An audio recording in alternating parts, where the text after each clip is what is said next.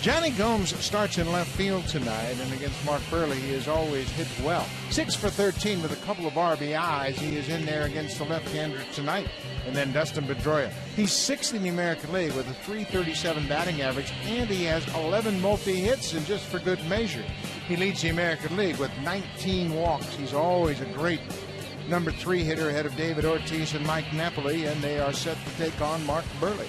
And Mark Burley's going to have to try to grab the momentum that the team got last night with their come-from-behind win and do what Brandon Morrow did, kind of set the tone early in the game. He likes to work fast, and he's going to have a tough lineup. He's had a tough time against David Ortiz in his career, but who hasn't? Well, defense is important with Burley on the mound, Cabrera, Rasmussen, Bautista in the outfield, and the infield defense really important. Laurie was terrific last night. Kawasaki starts tonight, teams up with Asturias up the middle. Encarnacion is at first, and J.P. Arencibia will try to work quickly for Mark Burley. Burley, a 4-time Gold Glover. Up the middle defense is key with Burley on the mound. Well, those two guys had a little hiccup last night, but they're back out there tonight. Burley misses with the first pitch up and in to Jacoby Ellsbury. Ellsbury had a big night as a leadoff man last night. He was on base 4 out of the 5 times he came to the plate. 2 walks and 2 hits. Little squibber up the third baseline. Laurie tries to barehand it and can't make a play. Another do-or-die play for Laurie. It'll be a leadoff base hit for Jacoby Ellsbury. Again, he's on base. Yeah, he somehow gets on base, and he's got good speed. It's going to be one of those do or die, like you mentioned. Laurie couldn't find the handle, but between him and Pedroia, they get their shares of those kind of hits, and it can really eat away at a pitcher. Well, they get Burley into the stretch right off the bat. So Ellsbury's at first. He's always a threat to steal, but Mark Burley is very good at shutting down the running game. Johnny Gomes came into the ball game last night and had a pinch hit home run in the 6th off Aaron Loup.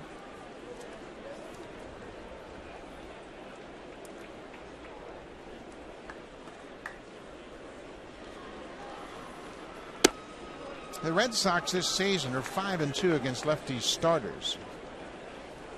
Mark Burley for his career, as we mentioned, 6-8. With a .464 ERA on the season, he's 1-1. There's a strike. Burley doesn't go too many pitches without throwing a strike. No, and when he's on, he's keeping the ball down. He's changing speeds very well. He likes to work down and away, try to get the hitter to overswing, chase balls away. Gomes with a big swing and misses. It's 1-2. Johnny Gomes is in the lineup batting second because of his success against Burley. 6 for 13 against the Jays lefty. Burley's got one of the best pickoff moves in the game, and he can neutralize even the best of runners like Ellsbury. Ellsbury was caught stealing last night in a pivotal play in the 5th inning. Ellsbury was at second base. There were runners at first and second with Mike Napoli at the plate, and Ellsbury broke toward third, and Morrow used the spin move, and they picked him off. Yeah, it's one of those open glove moves where second baseman kind of tucks in behind the runner. Read it perfectly. Another 1-2 pitch. Fly ball into center. Rasmus is there, and Gomes is retired. 1 down. Now you get into the business part of this lineup. Ellsbury's already reached base, and last night the top 3 hitters against the Blue Jays had really had a big night. Ellsbury in the leadoff spot reached base 4 times, and Dustin Pedroia, he was on base 3 times in the game, and now Pedroia steps in. We mentioned he's 6th in the American League with a .333 batting average.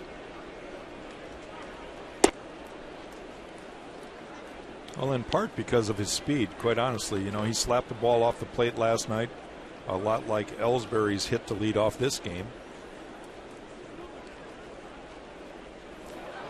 Ellsbury was leading, and now he's going to take off. That ball may have hit Ellsbury in the helmet, and he will move up on the air.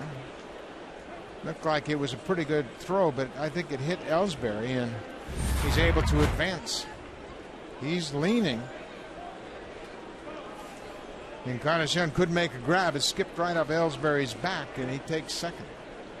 Yeah, right there what Mark Burley's trying to do is throw a strike down and away, basically hit the bag, and it was thrown too far behind Ellsbury diving back kind of on his backside there, and Edwin really had nowhere to go with it. It's an error on Mark Burley. Ellsbury's now at second. Pedroia hits one into center. Rasmus got a late break, but he's able to recover in time and goes to second base. Aaron Sebia backs up the throw. It was a big swing by Pedroia, and Rasmus initially broke back, but he's got the speed to recover. And I'm not so sure that if the throw is on the base right there, they might have had a shot. It would have been close. Rasmus quickly throws on the run, and it's wide of Asturias. So Ellsbury remains at second. And now you've got the hottest hitter on the planet stepping in. David Ortiz, 18 for 36 since rejoining the Red Sox. Now we'll see how Mark Burley tries to work David Ortiz here. You leave it down and over the plate, and that's not a good pitch for him. I know it's the first inning, but if you're Burley facing Ortiz right now with a base open, how conservative are you? Well, you know, the thought's already been through my mind. You know, do you really have to pitch this guy with the bases loaded or base open? You do have Mike Napoli on deck, but he showed a little weakness last night. A couple holes on the inner half.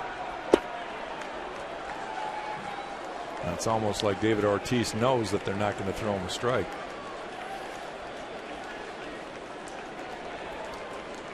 Napoli had a 4 strikeout night last night. He's on deck.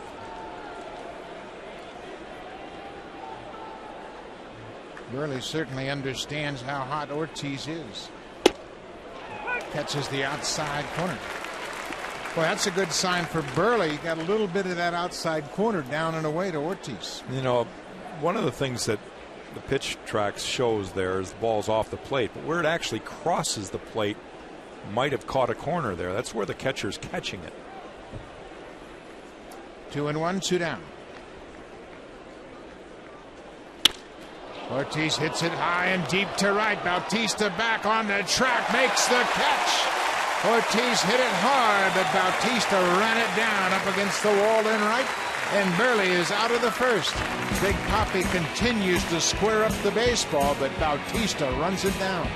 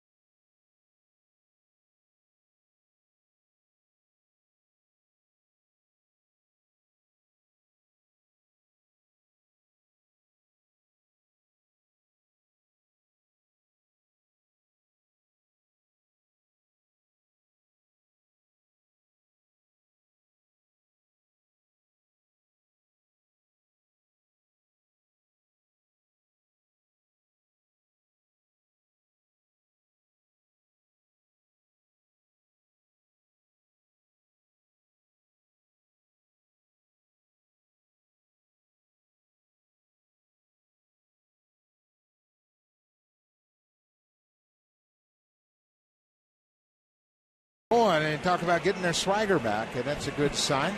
And Sebia, Kawasaki mixing in. Blue Jays would love to build on that win last night. Now it's time to take a look at the Blue Jays batting order. Lord Rasmus Bautista top of the order, and then Edwin Encarnacion. He's got an 8-game hit streak where he's done major damage. A .333 average with 7 home runs during that 8-game hitting streak.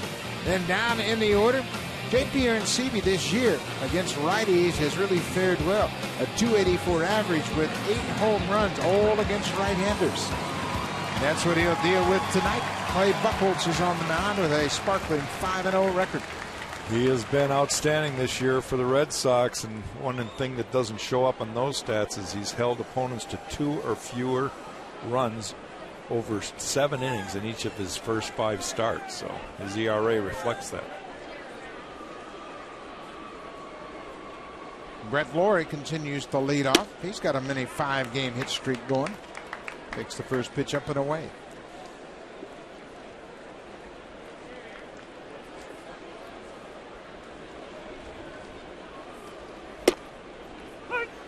I asked Jared Saltalamacchia about Buchholz and what has led to his great start. He said fastball command. He didn't even hesitate. He's able to command both sides of the plate with his fastball. And when it gets away from him, it looked like a changeup that sailed up and away. Well, it's amazing, Buck, what happens when you can command your fastball and then you start winning some ball games and the confidence level builds.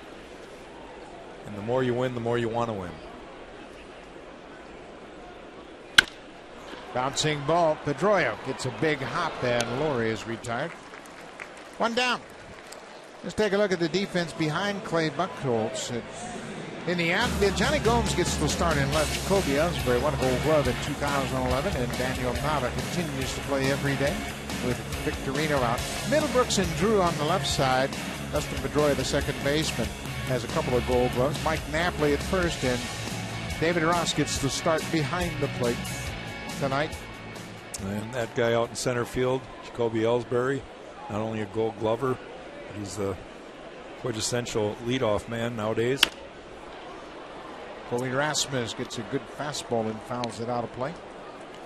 That's one thing the Blue Jays would love to do, is get somebody on base ahead of Bautista and Encarnacion. Well, they're both showing signs of heating up, and when they get hot, they need runners on in front of them so that it's a multi-run inning. Buchholz quickly ahead, 0-2.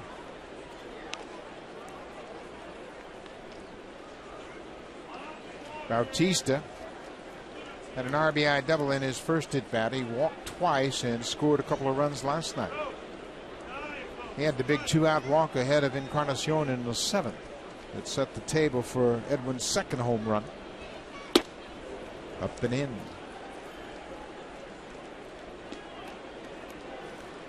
Edwin Encarnacion currently tied atop the American League with Chris Davis for home run lead. They both have 9.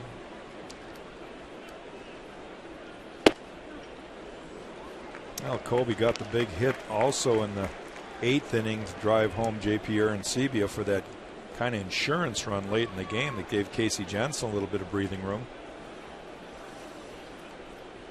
Buchholz with the 2-2.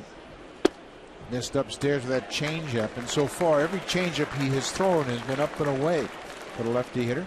Yeah, that shows that he's rushing it. He's not staying back with his lower body.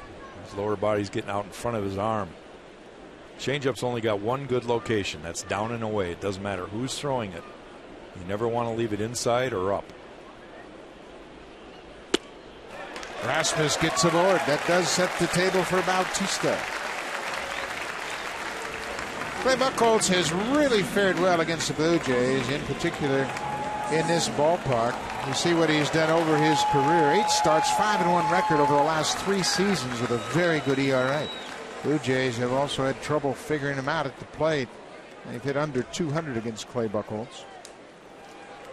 Buchholz last lost to the Blue Jays in this ballpark on April 5th of 2008. Since then, he's made 7 starts and won 6 of the decisions. I don't think Rasmus is going anywhere with Bautista at the plate.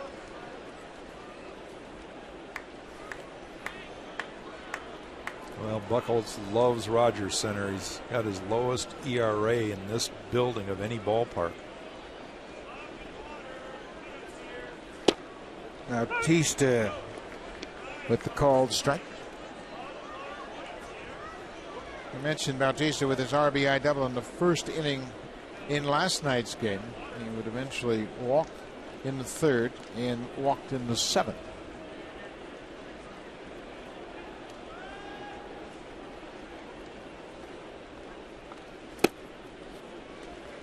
Bautista has a real good idea about what he's dealing with when he steps in the box against the pitcher. He logs a lot of time in the video room, and he'll go back to his own personal notebook and remind himself what Buchholz features.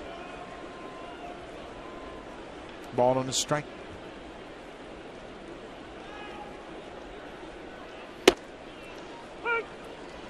One thing Bautista noted about Buchholz last year when he had a down season was his velocity was down. Yeah. He finished up 11-8 with a 4.56 ERA in 29 starts. But it looks like the velocity is back.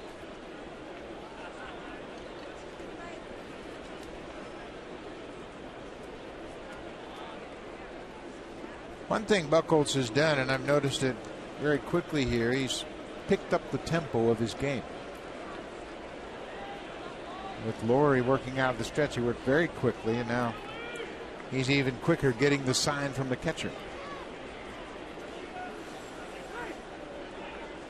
And that's one way a hitter can disrupt that tempo, is to step out once in a while. Saw that happen to Mark Burley in his last start in New York, where the Yankee hitters were just taking their dear time getting in the batter's box.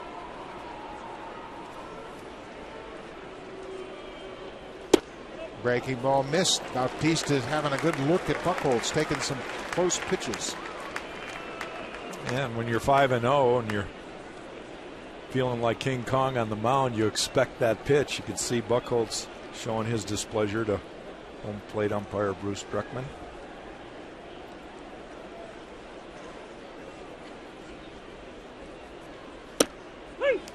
Breaking ball for strike three.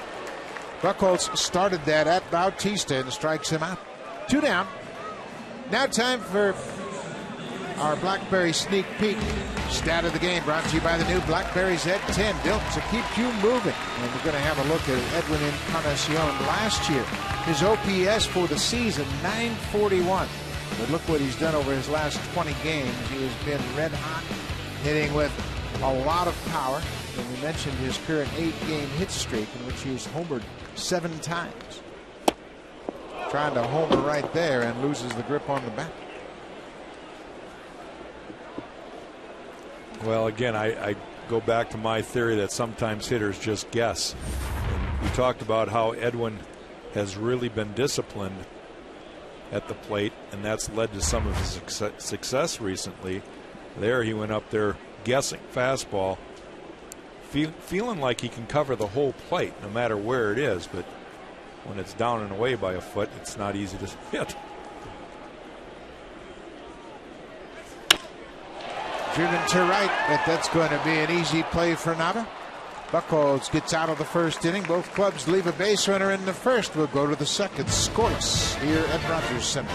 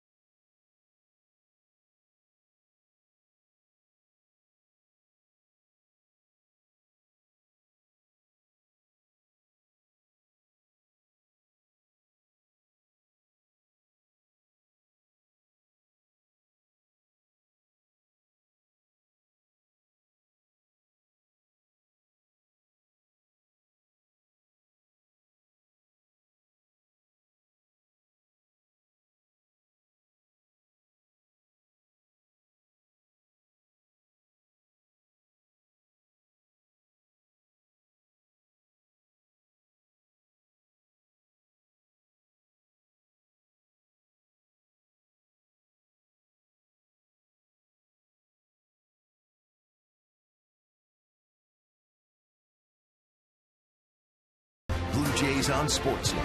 Brought to you by the 2013 Honda CR-V, an IIHS top safety pick. Honda is the official vehicle of the Toronto Blue Jays.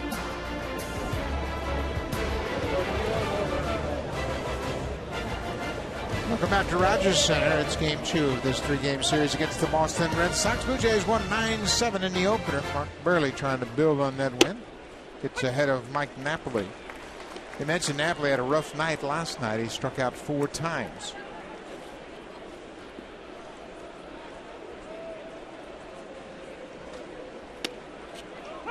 Quickly ahead 0-2, and he's thinking, man, oh man, is this going to start again tonight? Well, there's a good slider right there, and JP's calling the ball up, and for good reason. Napoli can hit the ball down in the zone, but he gets a little hole. He kind of has a loop in his swing up and in. Change up, down and away. Napoli's hit .304 against lefty pitching so far this season. Coming back inside. Napoli hits it high into center. Rasmus has a bead on it just in front of the warning track there. Makes the catch.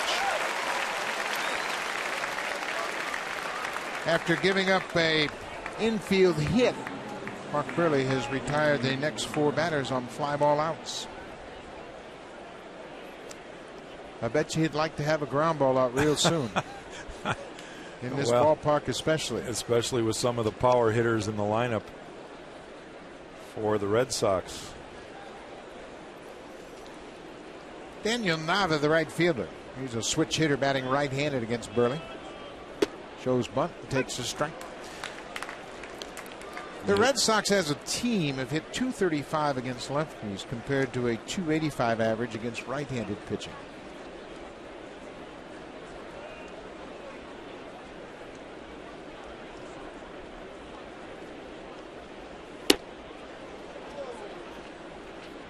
Well, the thing that sets Mark Burley apart is his,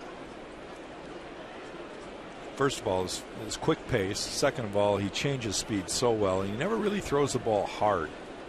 It's cued off the end of the bat. It's interesting. He can have so much success without lighting up the radar gun. Yep. It's all about disrupting the timing of the hitter. Absolutely. And the difference between his changeup and his fastball is at least 10 miles an hour, which is significant. And then he can spot that breaking ball on both sides of the plate. Just missed the outside edge. 2 balls, 2 strikes, 1 down. We're in the top of the second.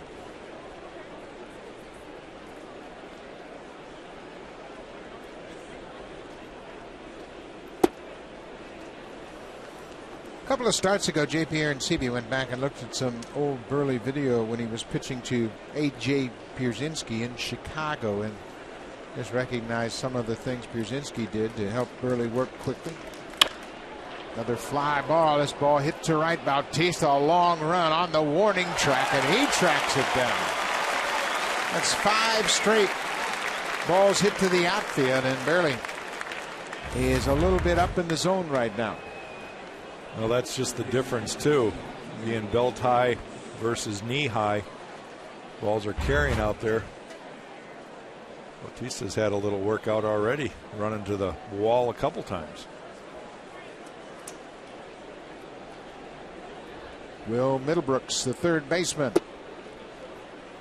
That's where Mark Burley would like to pitch, right down at the bottom of the strike zone. Middlebrooks' average has slipped under 200. There's a good changeup, and he fouls it off Aronsebi. Hey, you go up and down the Red Sox lineup, and other than maybe Stephen Drew, the shortstop, every other guy in that lineup, of course, Ellsbury, he's not known as a home run hitter, but he's had his share. He can pop the ball out to right field. And they got some serious power right there, so Burley's just going to have to rely on his location.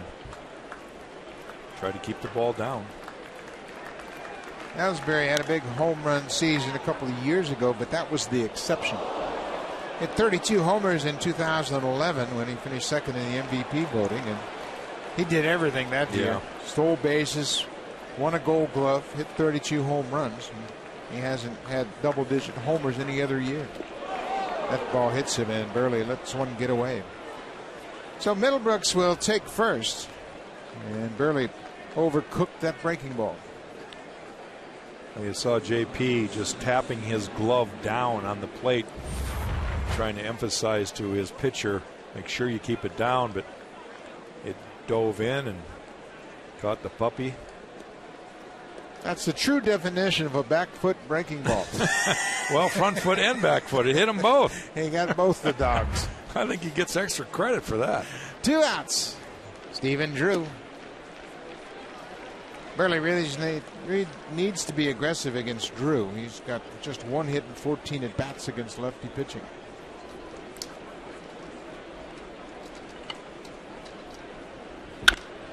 High and deep to right. He's got 2 hits now. 2-run home run for Stephen Drew.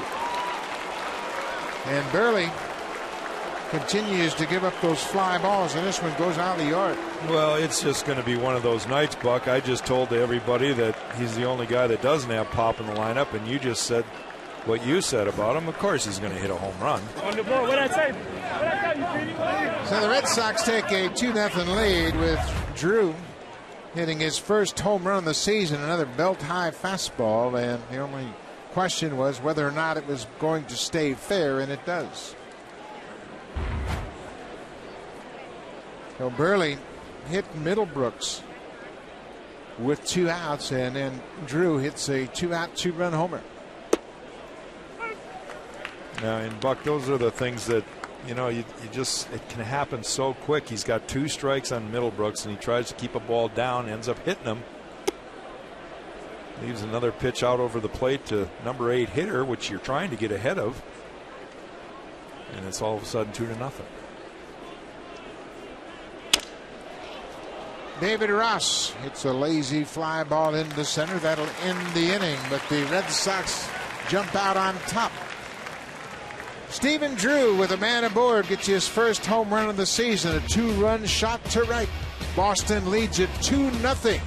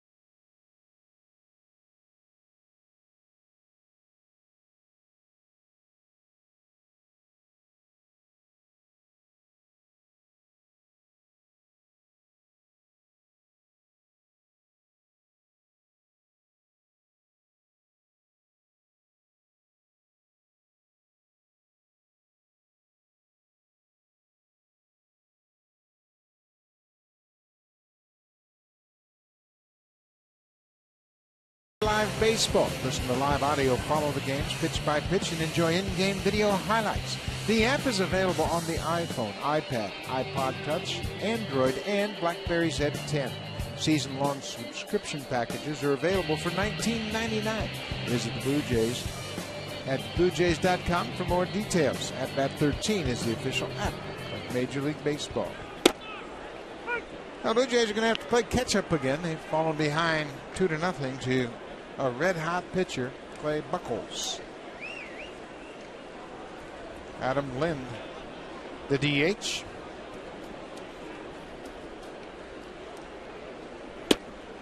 Another good curveball, and Buchholz is ahead. 0-2.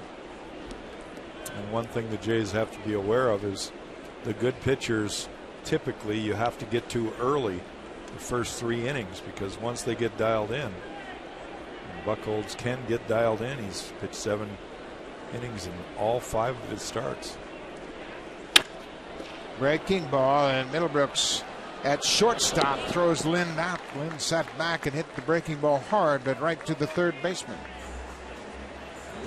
Well, we mentioned Clay Buchholz is off to a great start, and he's 5-0, but look at his ERA, second only to Matt Moore in the American League.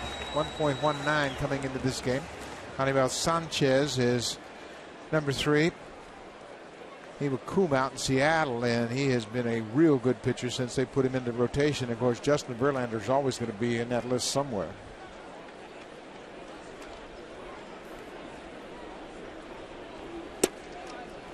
Buchholz has established his curveball early in this game. I was just going to say, Buck, we talk about how he's really been good at establishing command of his breaking ball, but he's got one of the better curveballs in baseball. And again, you can see how he has picked up his tempo. Last year, he was very deliberate, very slow on the mound.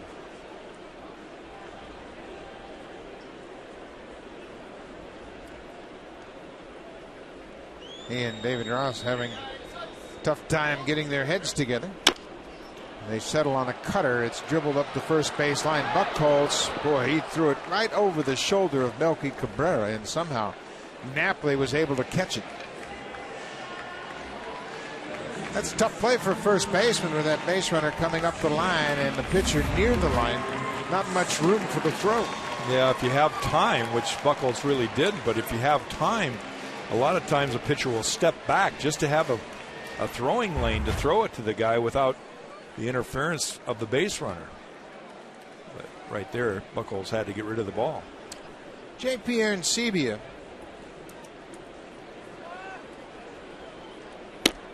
J.P. has hit all of his 8 home runs against right-handed pitching. Off to a good start, average up over 250. He's also among the leaders in slugging percentage and total bases.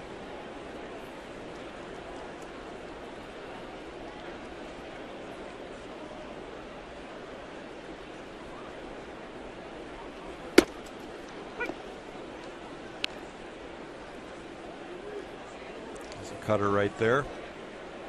Buchholz fastball is about 93 to 94, which is not what you would call a flamethrower, but it's very, very good. Above average, especially when he locates it well. The team missed with that fastball, the 4-seam fastball.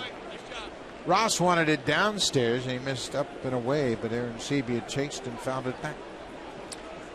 1-2. Boston has a 2-0 lead.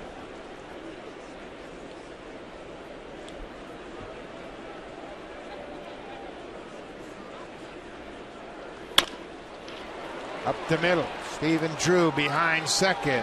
Plenty of arm, and Napoli stays on the bag for the out. So Buchholz has a 1-2-3 second inning. We'll go to the top of the third. Ellsbury, Gomes, and Pedroia to face Burley.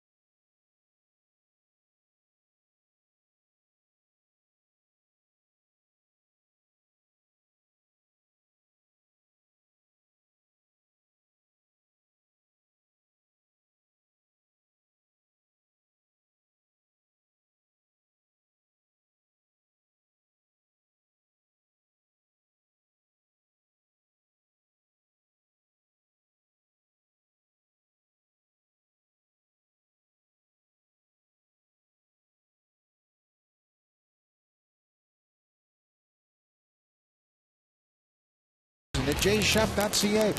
jshop.ca has the largest online selection of authentic Blue Jays caps, t-shirts, jerseys, and more. Visit jshop.ca or call 1-877-JAYS-SHOP. Get suited up today. Great Blue Jays memorabilia. You can find everything you want right there at jshop.ca. Off the glove of Burley is Sturis near second in time to get Ellsbury. Burley made a swipe at it, may have tipped it to slow it down, and Sturis made the play. No, I think Burley gets an assist on that right there because it did deflect the ball just enough. You'll watch it right here. See the direction it goes, and it slows down just enough for Meister to get over there and make a nice throw.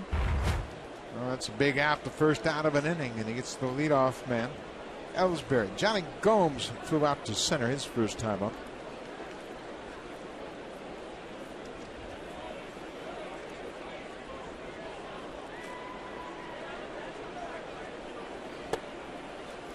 Johnny Gomes has had an interesting career. He's 32 years old now. Started out in the Tampa Bay organization in 2001. He's always been characterized as a team leader, even though he's not a regular player. He's just one of those guys that brings it every single day and pushes his teammates. He's sporting that beard and very little hair on top, a lot like Pedroia and Napoli. Got the Smith brothers look. To me, they look like, all of them look like they're a tag team wrestling match group. But good guys, all three of them, and they're a big part of the Red Sox. Their heart and soul right there. Dustin Pedroia. Napoli has fit in, and Pedroia, he sets the tone. And Gomes takes a walk. Fans, if you want your baseball questions answered by our team of experts, email asktheexperts@sportsnet.ca. And keep your eye out for the Home Hardware Ask the Experts segment later on in the game. And we've got a big roster of experts, at least we think we are. And we'll try to answer any questions you throw our way.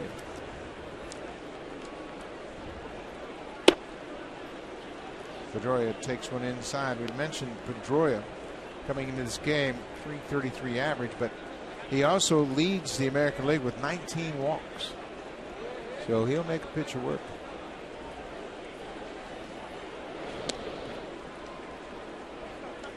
Burley can pick off even non-base stealers. He has such a great move that runners like Johnny Gomes will just assume he's going to home, and they'll bounce off a little bit, and they can get hung out to dry as well. Right now, Burley's got to concentrate a little more on the hitter. It's kind of a hard thing to do. He's already walked Gomes, and with Pedroia and Ortiz and Napoli all coming up next, he can't afford to put another base runner on. 2-0. 3-0. Well, you make a great point, and that's the one thing that the Blue Jays have been missing.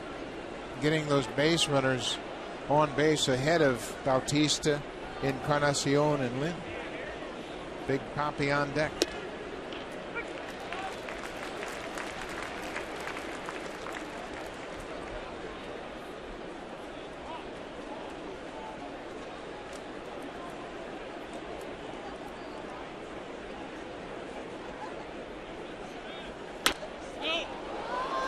Burley is back in the count. It's now 3-2.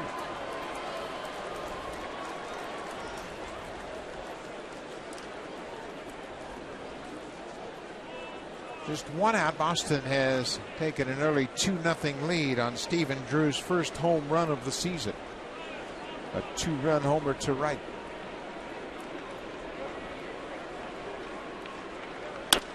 On the ground, Laurie at third. To his Sturis for one. Back to first. Not in time. Pedroia hustled out of the box and beat the relay throw from second. Laurie started it quickly, made a good throw, maybe a little bit low to his Sturis in second. You see the throw right there. That's a little hard to turn. But basically, that's all on Dustin Pedroia. His speed down the line, the good hustle, avoids the double play. So you saw Laurie moving across the diamond into shallow right. David Ortiz is the batter.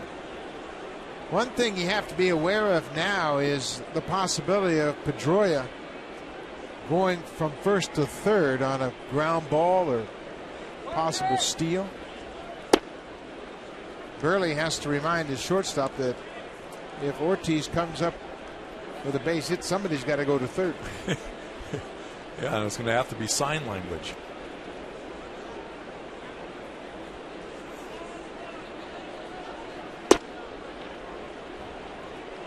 Down and away. Ortiz hit one hard his first time up, but Bautista made a running catch on the warning track in right.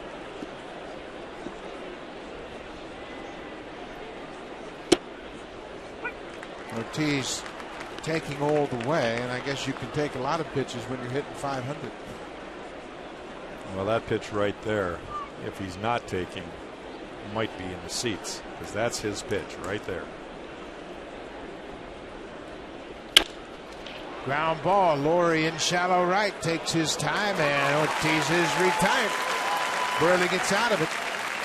Ortiz grounds out 5-3 to Laurie in right. Blue Jays down by 2.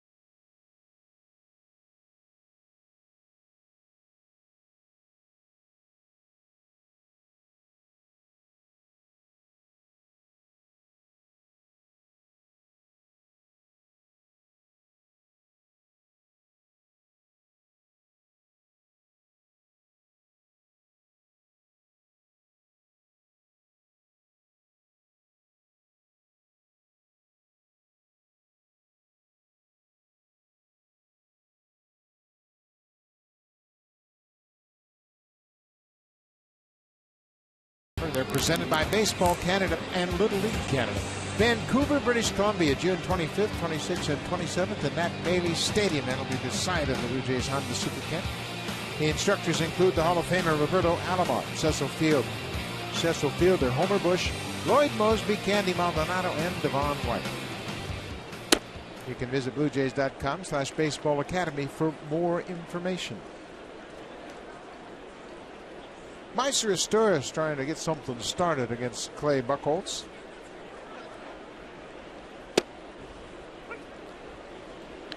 Ball on the strike.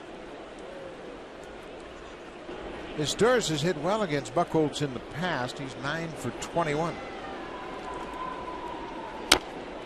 Well, that curveball has given the Jays fits early. Well, as long as he can keep it knee high or lower, it's a tough pitch to lay off. He's got one of the better ones, the 12-6 curveball.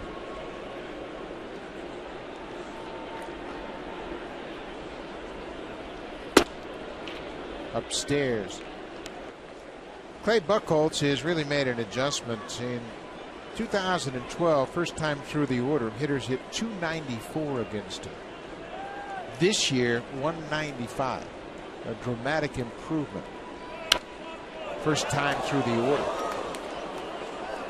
And it's not as if Buchholz came out of nowhere. I mean, he's already thrown a no-hitter in his career.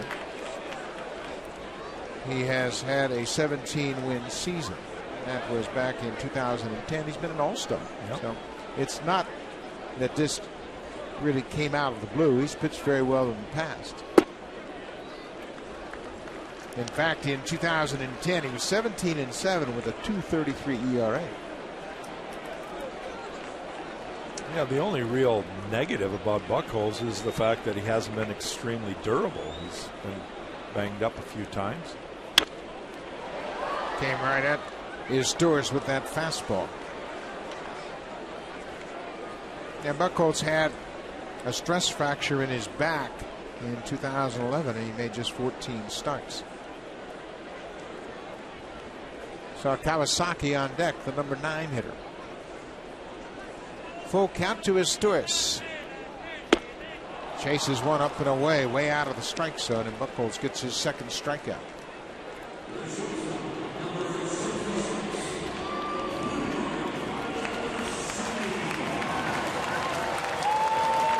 That's a good tailing fastball right here, and Meister has a tough time laying off because it's up, but then it just shoots off the outside corner out of the strike zone, and a little too late. Kawasaki steps in with one out.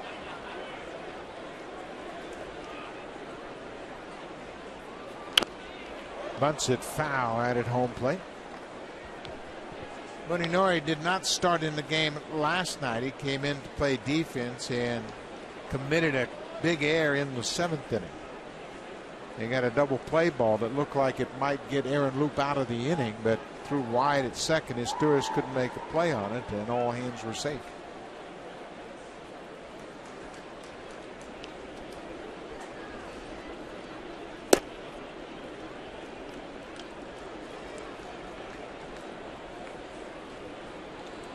Kawasaki hitting .220.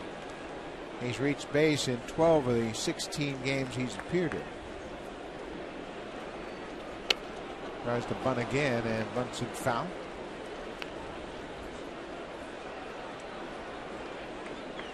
Well, I guess when you've got one of the league leaders in every category pitching, and he's starting to get it dialed in here in the 3rd inning,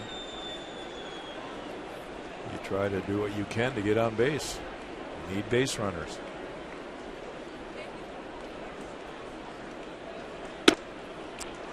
Blue Jays, the only base runner they've had tonight, number 2 hitter Colby Erasmus, walked with one out in the 1st. Buchholz has since retired 6 straight.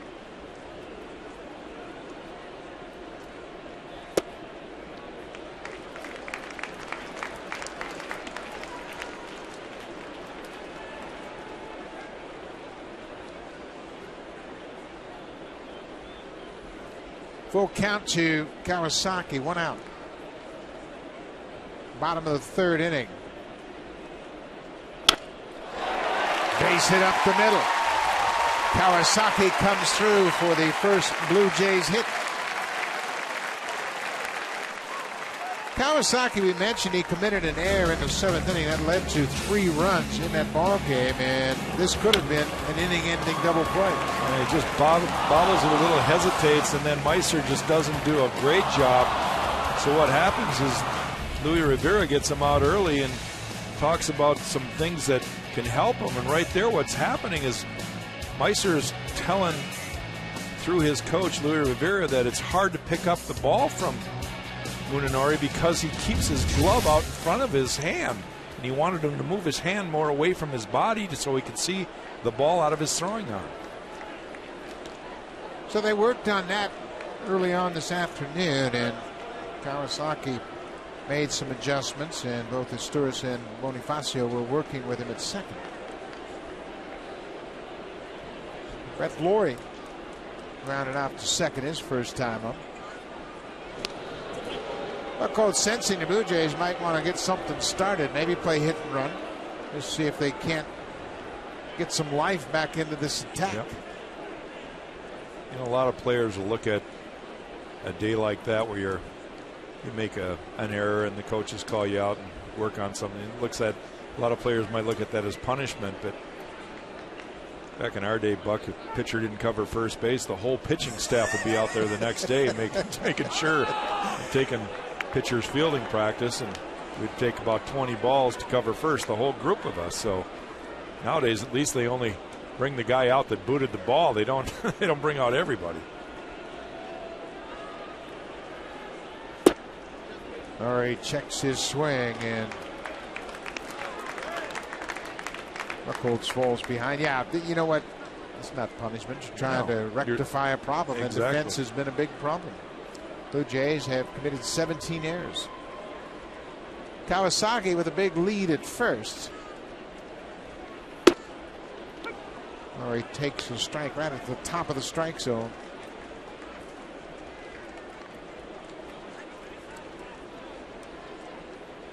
Clay Buchholz has allowed just 2 base runners. First time through the batting order.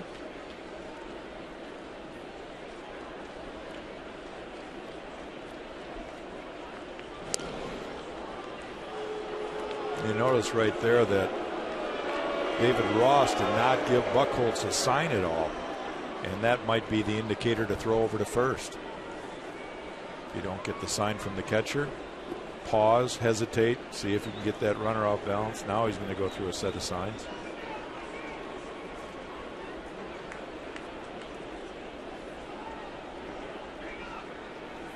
Way outside.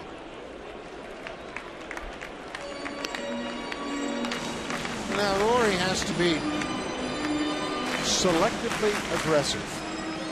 Make sure you get a good pitch, but also think about doing some damage with it. Hit a ball in the gap and let Kawasaki run. We mentioned how the Blue Jays have been hard pressed to get guys on in front of Bautista and Encarnacion.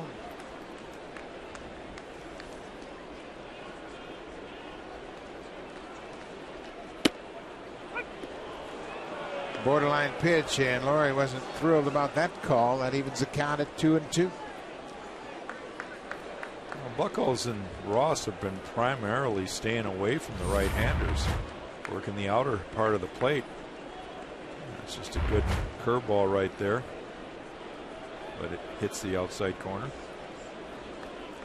Buchholz hasn't really been in sync with David Ross throughout this game. We've seen Ross offer many suggestions, and Buchholz will wait until he gets the one he likes. Yeah, and in Buchholz standards, he's not exactly in command. I mean, even though he's had some really good breaking balls, his fastball command is not what it's been. But he gets behind and is able to overcompensate for it because of his velocity. All right.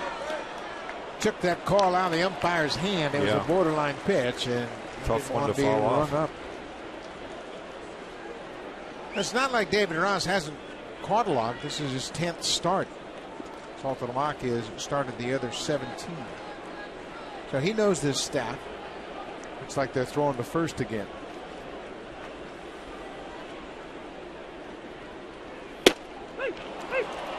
Laurie is called out. They go outside, and that time Chris Dreckman rings him up. 3rd strikeout for Buchholz.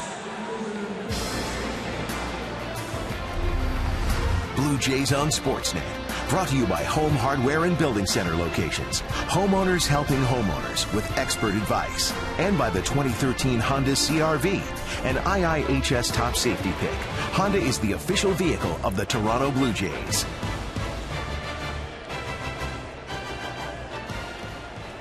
Kobe Rasmus drew a walk his first time up. Was after that first pitch breaking ball, and Buchholz has been able to get out of any tough situations by using that curveball. Well, I think it's more of a showing the fastball. He throws the fastball off the outside corner to a right-hander, and it kind of has a little tail back in, but I thought that last one might have gone around the plate. Either way, Brett Laurie strikes out.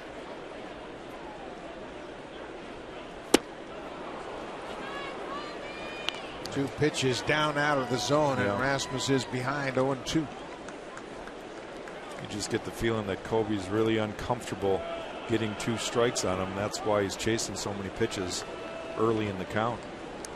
Kawasaki has the only Blue Jays hit against Buchholz. He singled with 1 out.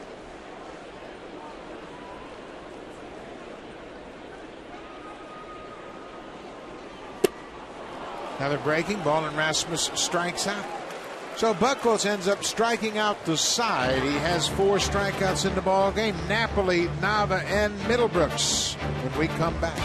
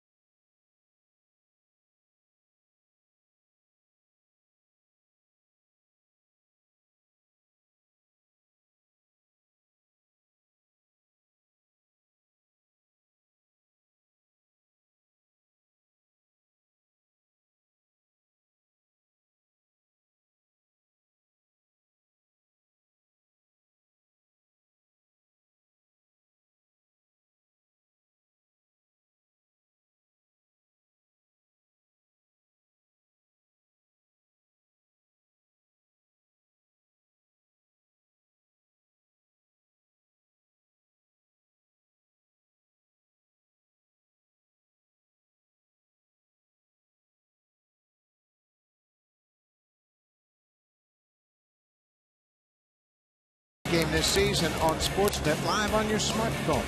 Visit RogersAnyPlaceTV.com/sports to get started. The crowd on hand here tonight at Rogers Center, and right now the home side is down 2-0. Stephen Drew hit a 2-run home run in the second. Came with 2 outs. Mike Napoli takes one outside.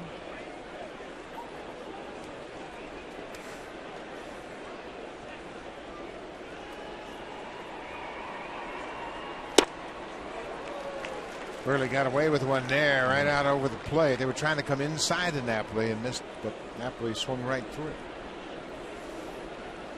Mike Napoli's got that uppercut home run type swing. Fly ball to center. Rasmus looking up. This ball is deep.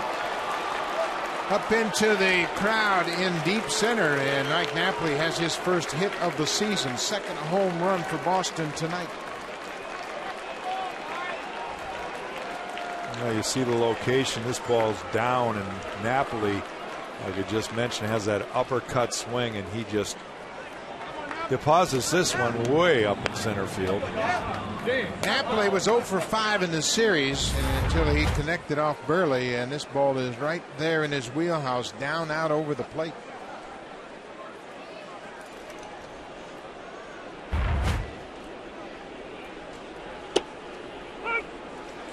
And Yonara takes his strike. For Napoli, that's his 28th RBI on his 5th home run.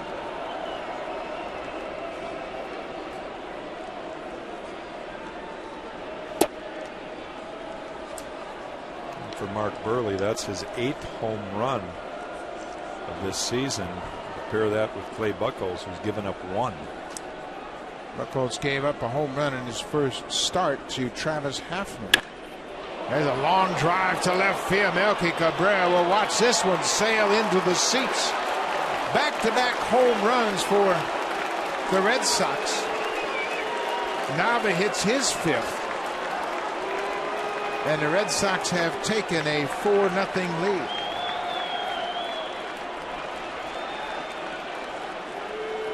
That's the 4th time the Red Sox have gone back-to-back this season.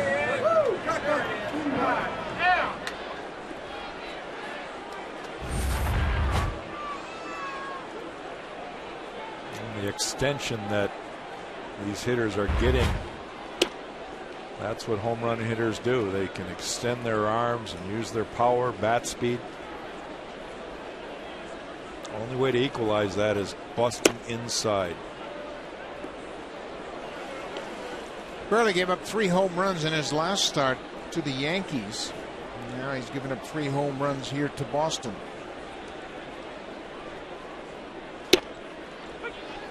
Right on the outside corner.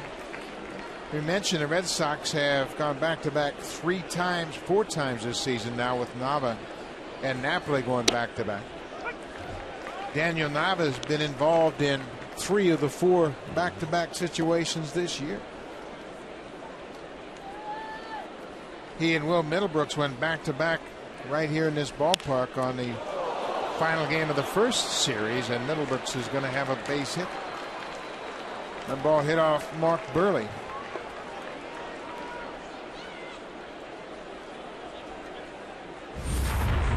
Looks like that one got a. Let's see where it is. Yeah, got his shin. His right leg. That's going to smart a little bit. Mark Burley's a pretty tough character on the mound. He's not going to show that it hurt him, but I can promise you, having been plunked there a few times myself, that smarts. Not a lot of meat there. So the first 3 batters here in the 4th have all hit Burley hard. Home run, single. And now Stephen Drew, he homered in his first at bat.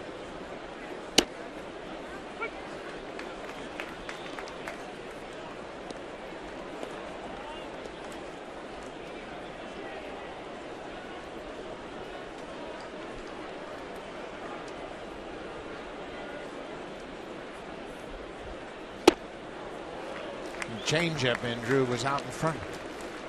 That's a pitch that Mark hasn't thrown that many of today. He's been primarily fastball, curveball. Good changeup right there.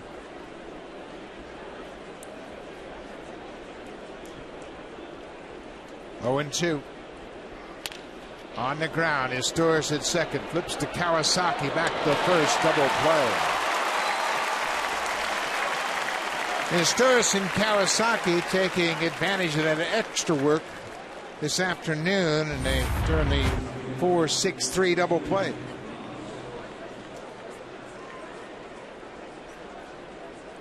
Taylor made 2 outs. Storis with a little shovel toss to Kawasaki coming across the bag.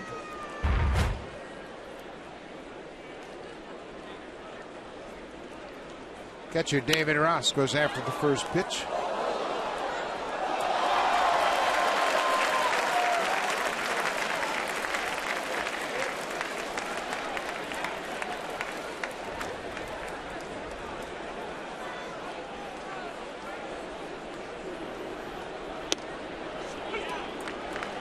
Oh, 2.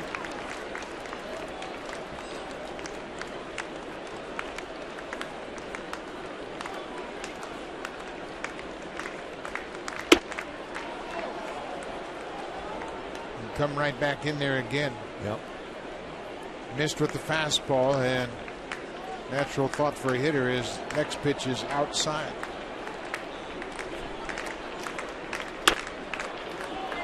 Laurie, a terrific stop at third, skips it to Encarnacion, and he gets Burley out of the 4th.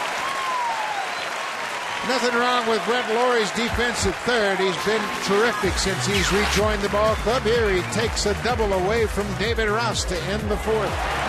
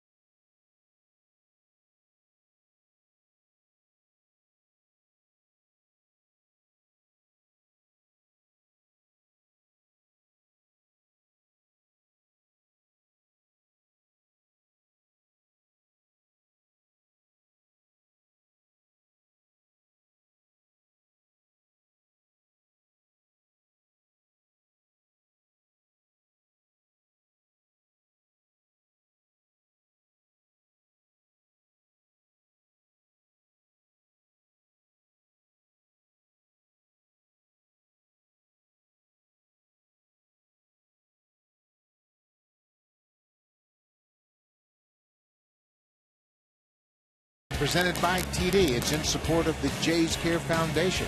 Wednesday, May 15th, the Blue Jays will take on the reigning world champions, San Francisco Giants. The game starts at 7:07 p.m.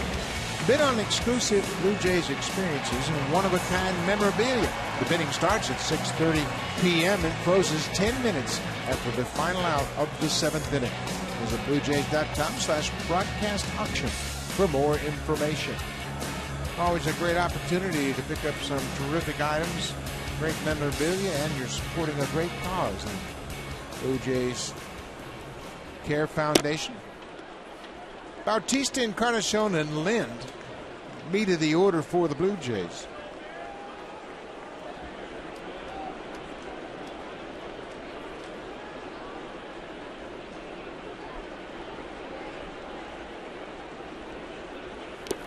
Bautista taking all the way, and Buchholz missed badly. Well, you made a point, and a very good one, that Buchholz isn't really that sharp. He's been able to get that curveball over fairly consistently, but his other pitches have been missing the mark.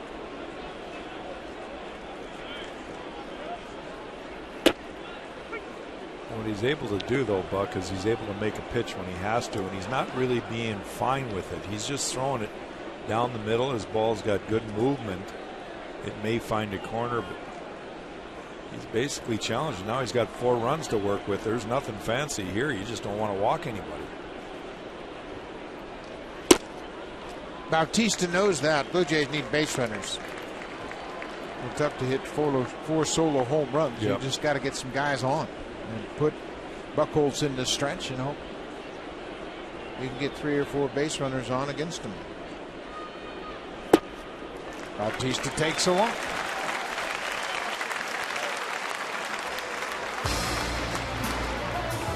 The 2013 Honda CR-V, an IIHS top safety pick.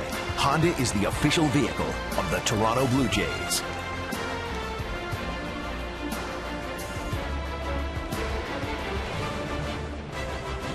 Blue Jays get the leadoff man aboard for the first time tonight against Clay Buchholz, and that'll bring Encarnacion to the plate.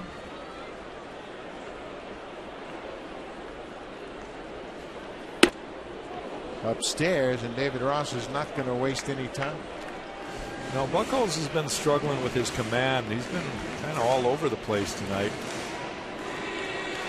Sometimes it's hard to focus. You're on a roll like he's on, 5 straight wins. You're playing the last place team. You sometimes take things for granted. You can never do that in the big leagues.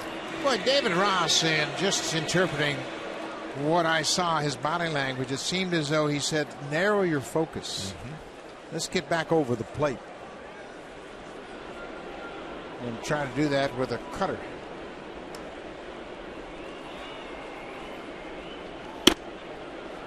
And gets a call. Yeah, that's the one thing he has been. He's getting 2 inches off the outside corner. When you're pitching and you know that, you know you're going to be in a good position when you need one. Ball on the strike. Bounce the curveball. Well, Blue Jays would be well advised just to be real patient with Buchholz right now, because he's fighting his command a little bit. Yeah, let him get his pitch count up. He's at 57 right now. He's only in the 4th inning. Only threw 3, no outs in the 4th.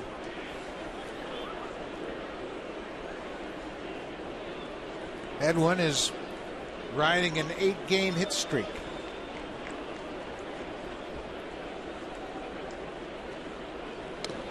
In talking to him during batting practice, he said the reason he's turned things around is he's waiting till the pitcher gives him something to hit. Early in the season, he was trying to start the offense swinging at pitchers' pitches.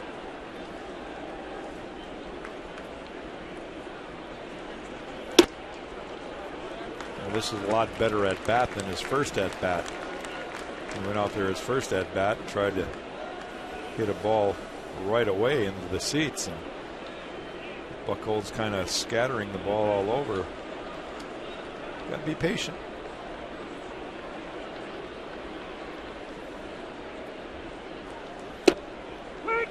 Buchholz gets that breaking ball in there for a strike. 3-2. It's very difficult to have success as a hitter when you hit strikes, but nearly impossible when you try to hit balls. Full count, nobody out.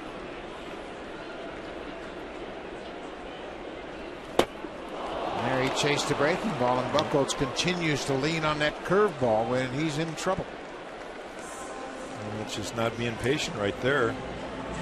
Just hope that Edwin doesn't start down that road again. 5 strikeouts now for Buchholz, and it's the hook that gets Encarnacion. Buchholz got him to chase as he never gave in.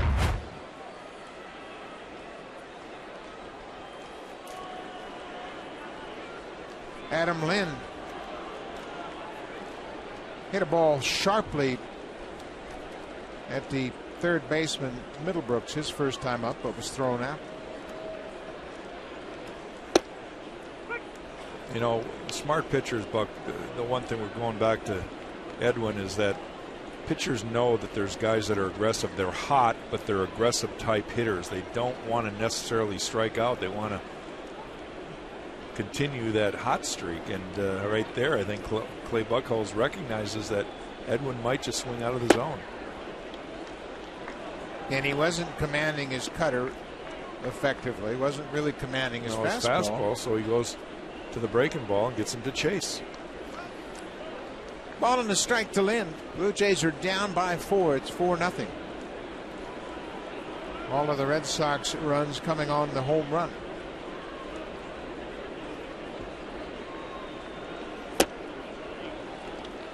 And he is really struggling right now. Blue Jays could take a strike or two.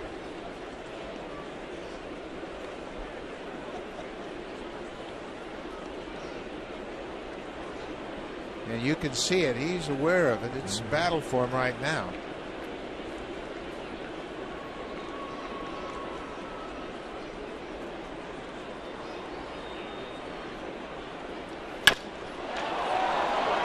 Fly ball into center field. Ellsbury comes in and makes the catch. 2 down. Let's check in with Jamie Campbell.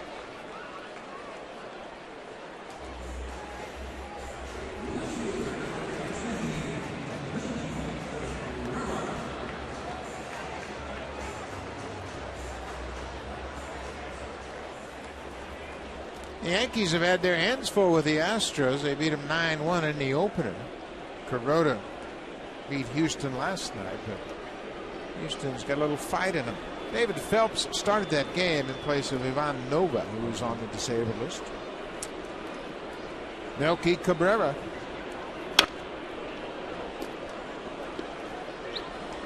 Fouls off the first pitch. Now this is the one guy in the Blue Jay lineup that just needs to get going himself. Has proven over the last couple of years to be a lot more effective hitter than he's been so far.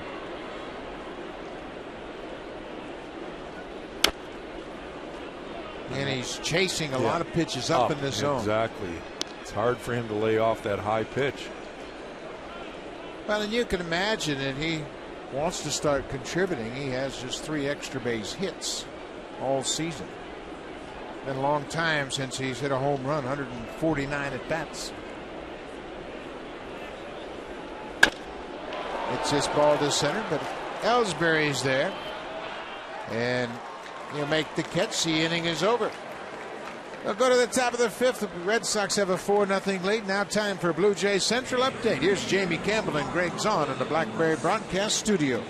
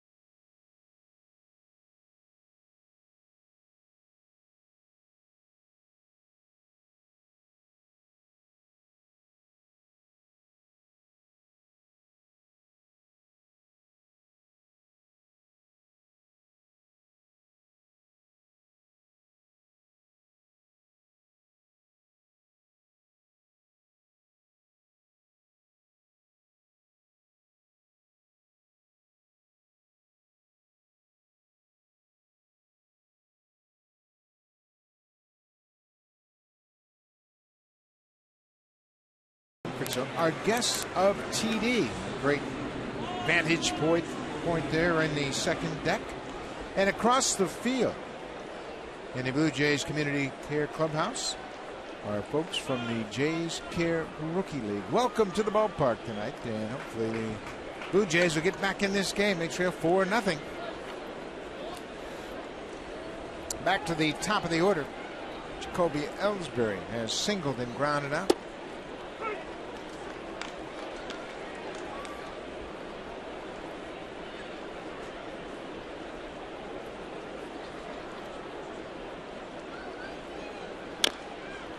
Burley's ahead. 0-2. Mark Burley's pitch count at 68, right, 69 right now. John Gibbons certainly would like to have him get fairly deep into the game. No activity in the bullpen. Ellsbury strikes out. And Seavey puts the tag on him. That's the first out of the top of the fifth. It's a first strikeout for Mark Burley.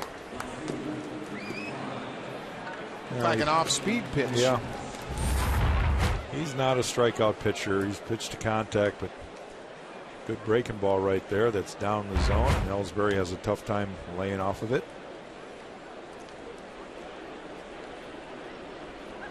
Burley could use a quick inning, and the Blue Jays would like to get Clay Buchholz right back on the mound after he kind of had a struggle to throw strikes in that bottom of the fourth.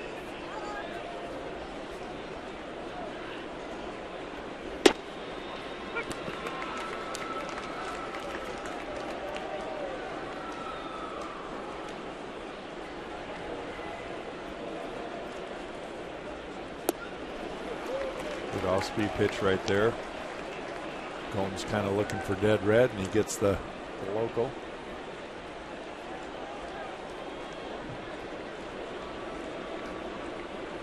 A little extra on the fastball, but it's upstairs. Blue Jays are having even though Burley's pitching at a fast pace, there's a lot of standing around out there. Fly ball into center, an easy play for Rasmus, and Johnny Gomes is retired. 2 down. Sportsnet magazine will take a look back at the Toronto Blue Jays and their 1993 World Series title. Go back and read the stories and remind yourself of the great time. Back-to-back World Series champions. It's on newsstands now. Sportsnet magazine. Blue Jays when we were champs.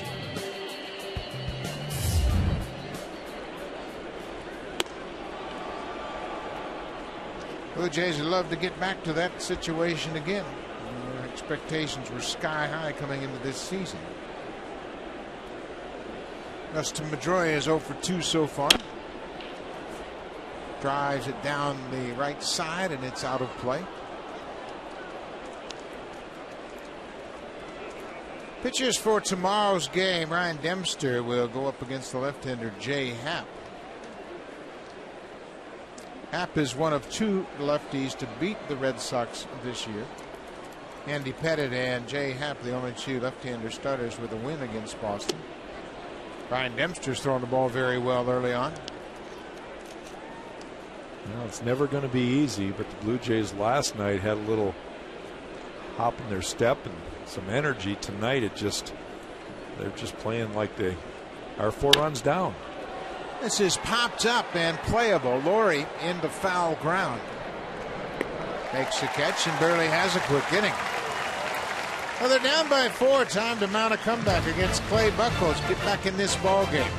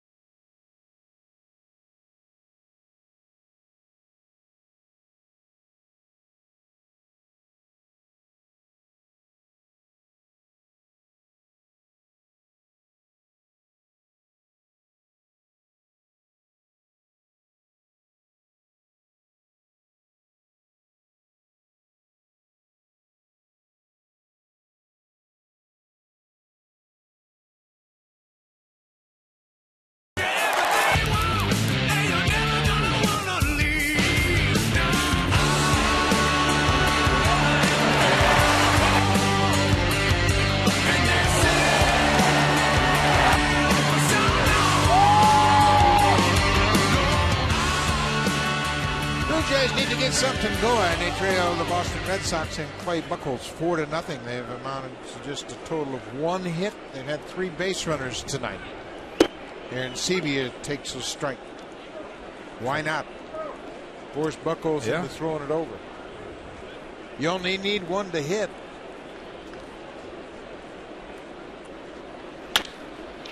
Sharply hit. Drew at shortstop. 1 down.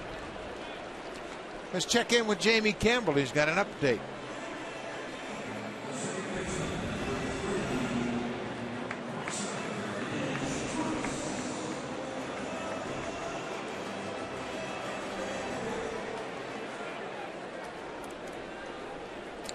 Matt Joyce homered against James Shields in last night's game. Kansas City stormed back to win that one.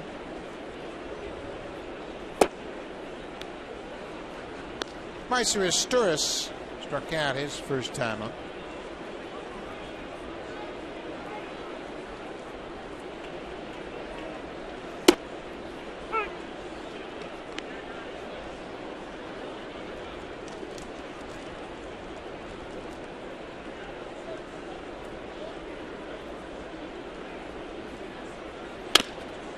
Bouncing ball, Pedroia. A couple of steps to his right. 2 ground ball outs for Buchholz. Buchholz kind of on cruise control. Coming right back, throwing strikes this inning, getting a couple ground balls early, so it's going to be an uphill battle. One thing about it, his pitch count is not too bad, 73, so you get deep into this game, and with the Red Sox bullpen, it's an awful tough uphill climb. A lot of good arms in that bullpen. Koji Uehara, Joel Hanrahan back in there, and the closer Andrew Bailey. Munenori Kawasaki has the only Blue Jays hit. Came back in the 3rd with 1 out.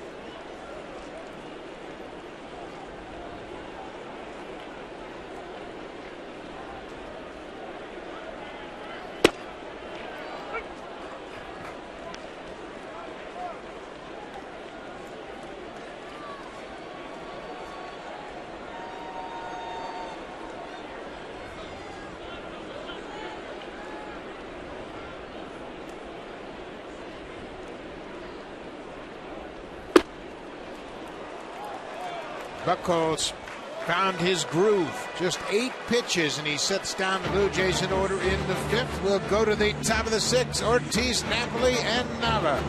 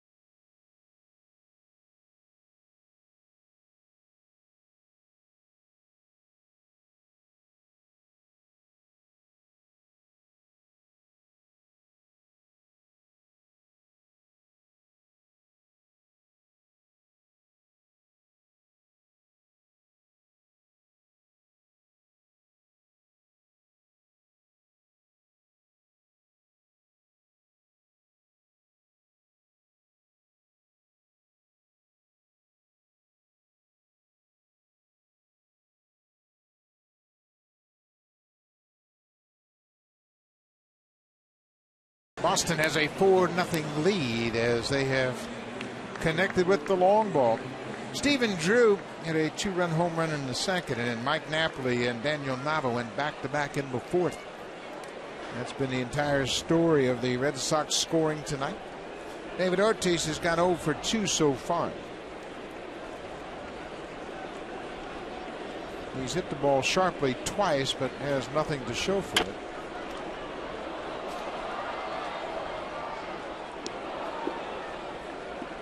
And Buck, it's funny because Ellsbury and Pedroia and Ortiz, the guys that caused damage last night, have been kind of quiet here tonight. Well, and that's the quality of this Red Sox lineup. They can hurt you anywhere in the lineup. Pedroia has gone 0 for 3. Ortiz 0 for 2 so far, and Ellsbury has a scratch single. Ortiz the opposite way, and this ball is hit high and deep off the top of the wall in left. Cabrera's throw towards second is just late. Torres swiped at that ball as it bounced past him and hit Ortiz, and David Ortiz hits one off the top of the left field fence for a double. Well, he probably hasn't run that much since last year. He's legging out a double right there. Melky getting the ball off the wall. Well, he hit that long way to the opposite field. This ball is just about a foot from going out of the ballpark. Leadoff double for David Ortiz. Mike Napoli hit a long home run to deep center his last time up. There's Big Puppy getting out of the box, and boy, watch the afterburners go now. He knows he's got to get there. And apparently that Achilles is just fine.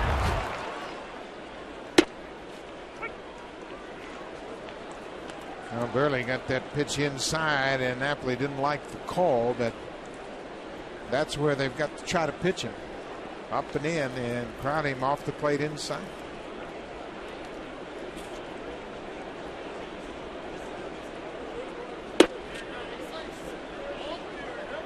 Keep going inside until he makes a move to open up, and then the outside becomes effective, but he's got good coverage on the outer half of the plate. Yeah, the problem is you're missing, you're not getting the strike. You've got to put it on the corner, try to get ahead. He's just taking those balls off the plate.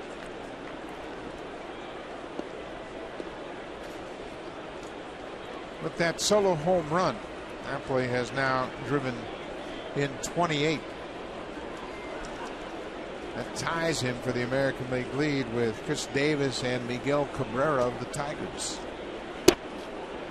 And he takes the walk. First two reach here in the sixth for Boston.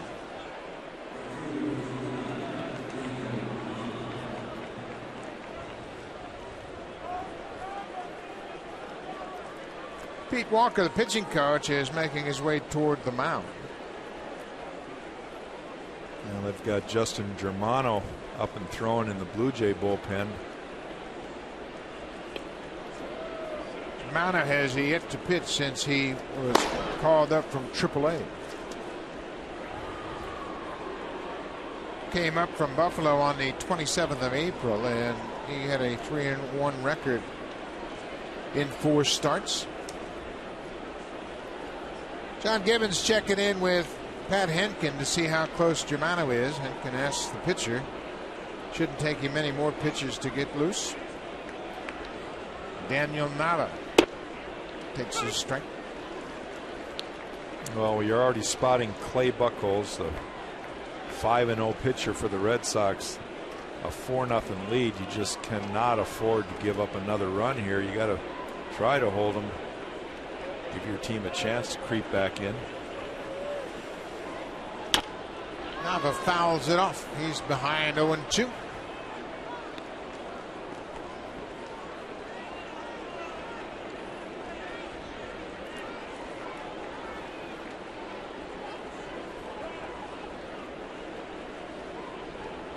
Nava first joined the Red Sox in 2010. He had a good start to his career, but then spent the entire 2011 season in AAA. He didn't even get a sniff of Boston. It's this ball into center. Rasmus backs up. Ortiz tags and bluffs at second, and Rasmus alertly threw behind it. He knew Ortiz wasn't going to go to third on that shallow fly ball.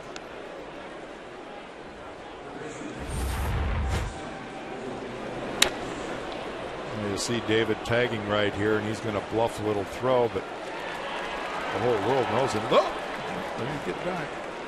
And don't go too far. So Will Middlebrooks was hit by a pitch, and that was a big play in the ball game. Came in the second inning with 2 outs. Burley hit him in the foot, and Stephen Drew, the next batter, hit a 2-run home run. Changed the entire complexion of the ball game. One hit by pitch. Yes, it did, because he had him 0-2. And then he hit him in the foot.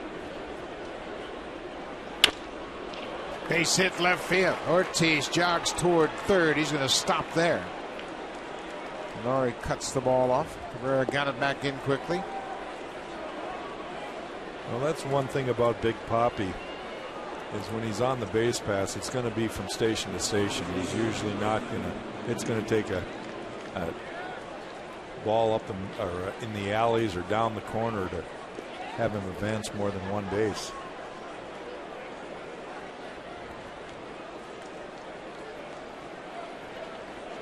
So the bases are loaded. Stephen Drew has homered and grounded into a double play. 1 out.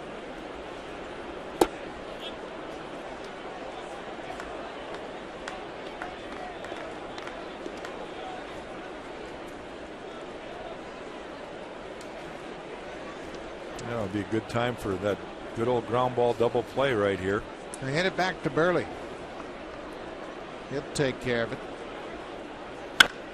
Ripped into the seats. Stephen Drew started out the season on the DL. Jose Iglesias was the shortstop when we saw this ball club on the first week of April. And all along, John Farrell says shortstop was Stephen Drew's as soon as he got healthy. And sure enough, they brought him right up.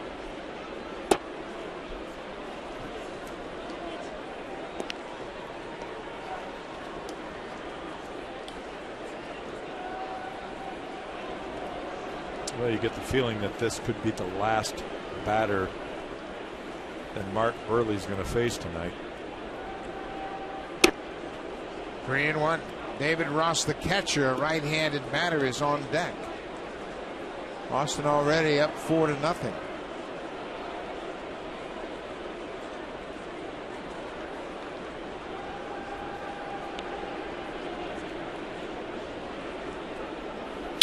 On the ground, Isturiz to Kawasaki, back to first. That'll get Burley out of a jam. The second double play of the night ends the top of the 6th. We'll go to the bottom of the 6th, and here comes the Home Hardware Cleanup Crew, brought to you by Netra, Home Hardware's exclusive line of safe, environmentally friendly cleaning products.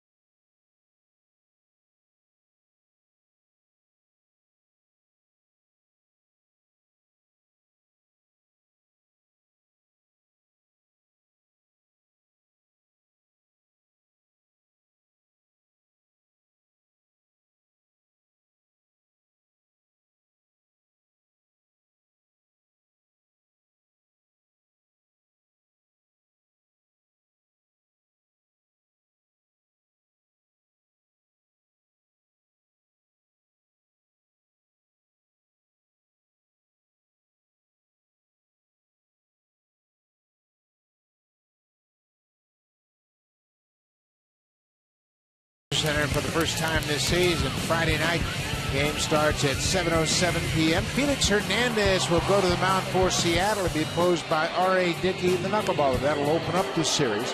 Then a couple of day games, Saturday and Sunday. Both games start at 1:07 p.m. For tickets, call the Blue Jays at 416-341-1234. Log on to BlueJays.com or stop by most Rogers Plus locations. Michael Saunders, a Canadian that played for Canada in the WBC and had such a great run. He'll be here with the Mariners. He's just been activated off the DL. Brett Laurie looks at one outside. Boy, the Blue Jays, they need some base runners. They've only had 3 base runners against Buchholz tonight. 2 walks and a single. We mentioned Buchholz's great run here at Rogers Center. He has not lost a game since April 5th of 2008.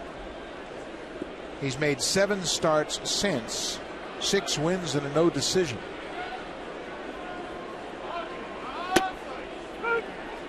Well, he's gotten some borderline calls too. He continues to get that ball on the outer half, a couple inches off the plate. And, you know, if you're Clay Buchholz, you got to recognize the umpire's giving it to you. You might as well keep staying out there.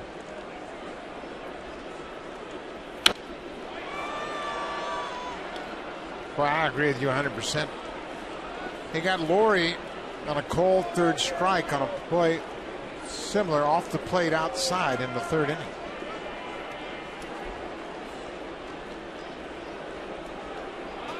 Coming inside. High changeup. Left it out over the heart of the plate. Brett Laurie just missed it. That's the difference between a guy like David Ortiz, Daniel Nava tonight. On the ground, Pedroia right there. And Laurie is 0 for 3.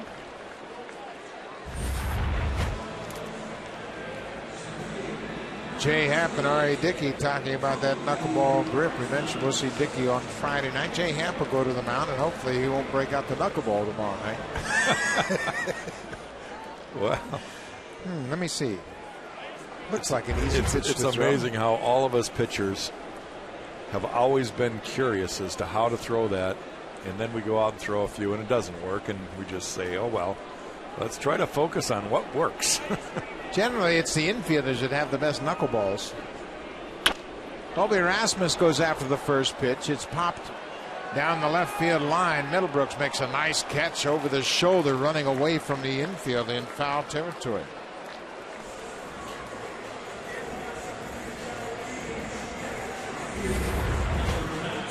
Now Will Middlebrooks running down the line, never takes his eye off the ball, does the old basket catch.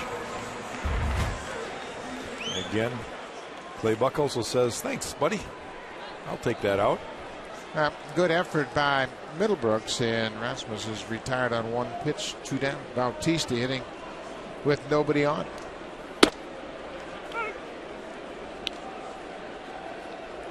And right there, fastball at 94 miles an hour, and Jose's recognized the ball was past him before he got the bat started. So he's got to take it. That's a pretty good pitch to take.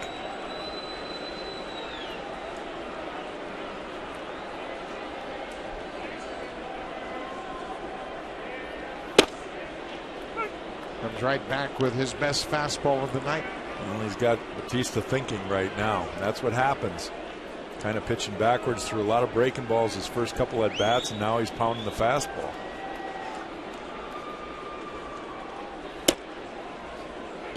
Well, that's a good curveball. Oh boy, you drop Uncle Charlie off the black.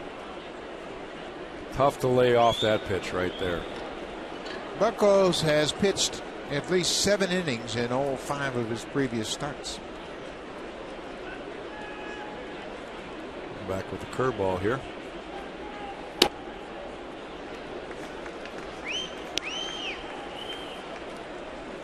Two and 2. 2 outs. Blue Jays batting in the 6th.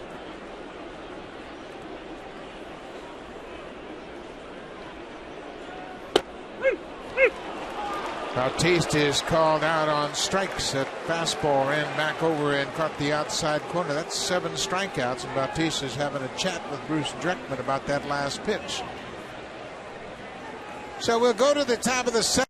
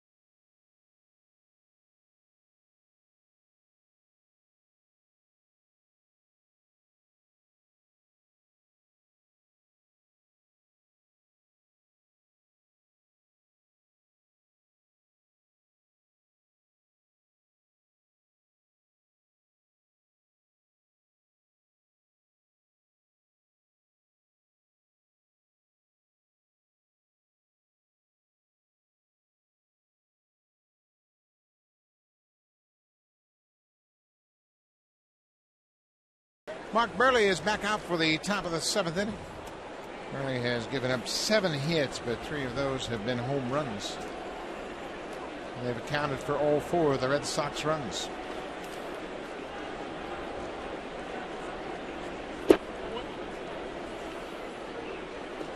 Yeah, it's all been long ball against Mark Burley today. And I think 1 run might just hold up the way Clay Buchholz is pitching. Well, we kind of sensed it early when you look at Mark Burley after the infield hit to Ellsbury. There were 5 straight fly balls to the outfield. And that's Deep. not his game. Yeah.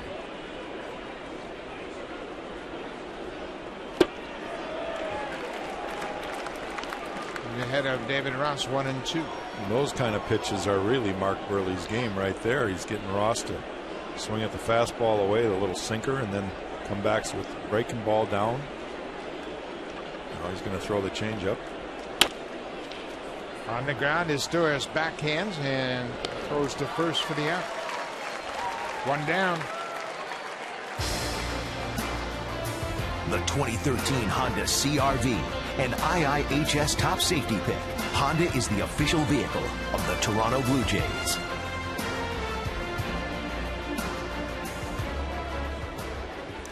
Smith Rogers is warming up behind Mark Burley.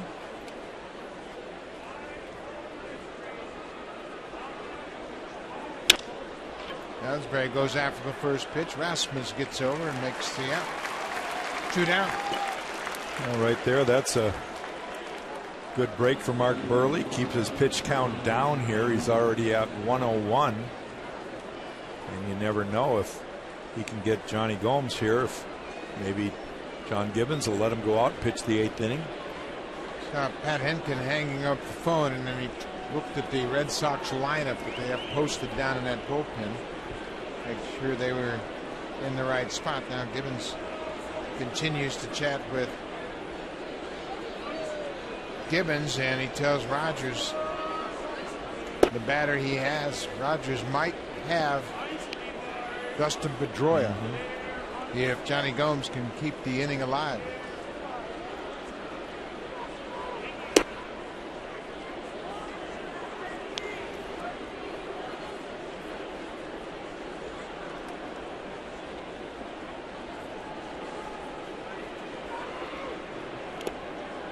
Ball is bounced in there. It's 3-0.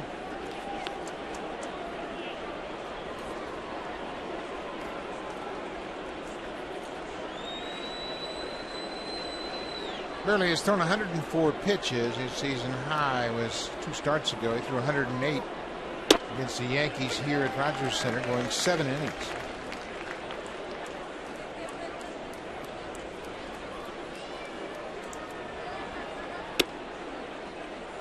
What's wrong with that? Really expected it to be a strike. You can see him ask the umpire. And here comes Gibbons right on cue. He's got Rogers ready, and Pedroia, who has gone 0 for 3, is the batter. So Burley can't believe that last pitch was ball 4. And he'll reluctantly hand the ball over to the manager. So with 2 outs in the 7th, Ishmael Rogers will come into the ball game to face Dustin Pedroia. The Red Sox are up by 4.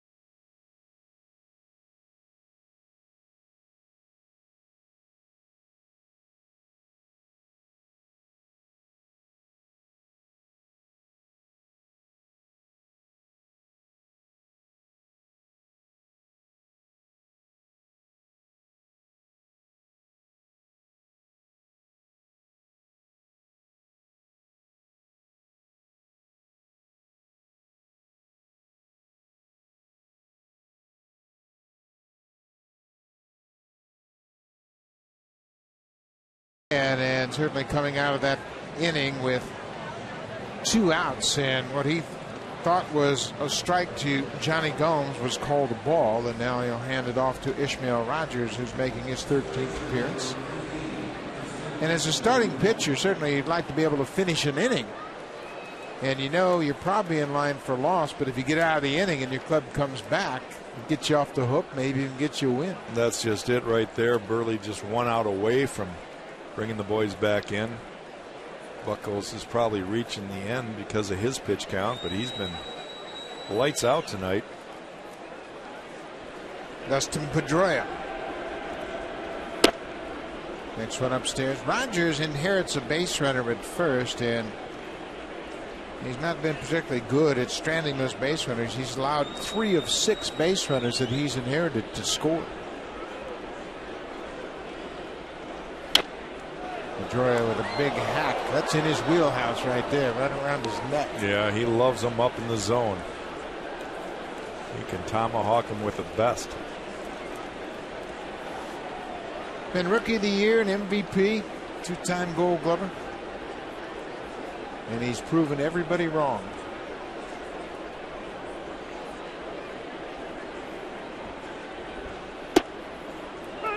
And he's one of those guys that's had to prove himself at every level. When he was first called up from AAA, the AAA manager Ron Johnson kept telling Terry Francona, stick with this guy. He's a winner. He will play well for you. Here he is hitting 3rd in the Red Sox lineup.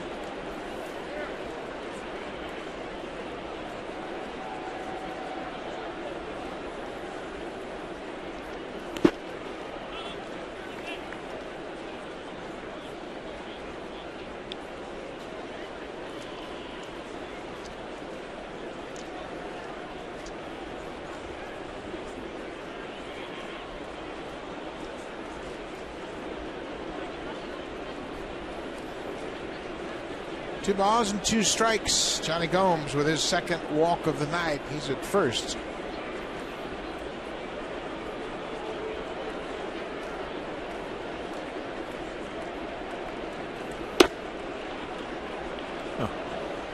Well, there's a pitch that Buchholz has been getting all night long, and different story with Pedroia at the plate. Well, and you can imagine that's what Bautista was talking to the home plate umpire about. Bautista was called out on strikes, and Burley didn't get those pitches all night long, and then Bautista said, you know what, Buchholz doesn't need any help. Full count. Gomes will be off on the pitch. There he goes. Pedroia taps it foul. And you know, no matter what, and we have mentioned Buchholz hasn't been sharp, but the Blue Jays have one hit. And you got to tip your cap. That's what good pitchers do. When they don't have their great stuff, they figure some way to get through the ball game. Find a way, and quite honestly, Buchholz recognizes that Bruce Dreckman was giving him the ball away a little bit, and he just stayed out there getting those pitches all night. Pedroia bounces it through the middle. Gomes headed toward third.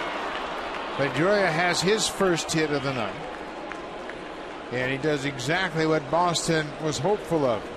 He gets David Ortiz to the plate with runners aboard. Gomes goes first to third. Another worm killer, but Pedroia, like I said, bounce him off the plate with the best of them.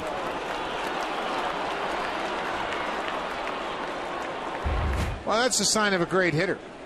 He hits good pitches for base hits and hammers mistakes, and that was a good pitch. So now David Ortiz will bat with runners at the corners and 2 outs.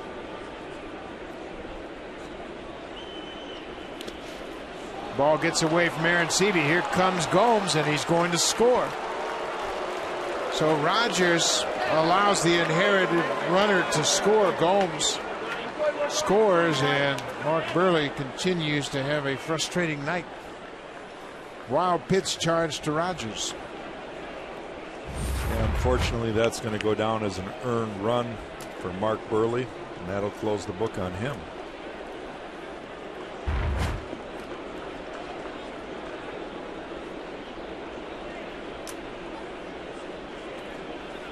And now with Pedroia moving up on the wild pitch, first base is open, so they'll put Ortiz on with the intentional pass.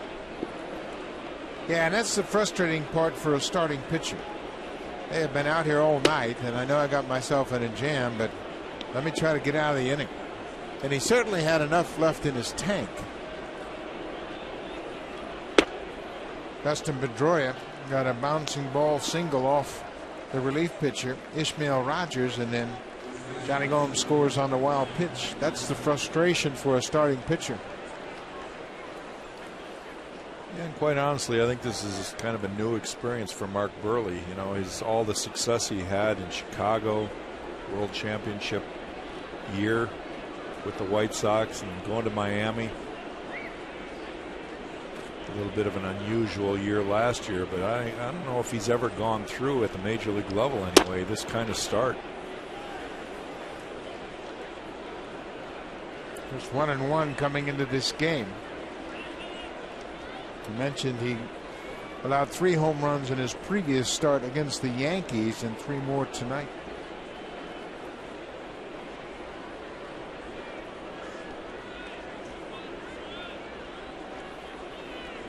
Mike Napoli, and Rogers can't throw a strike.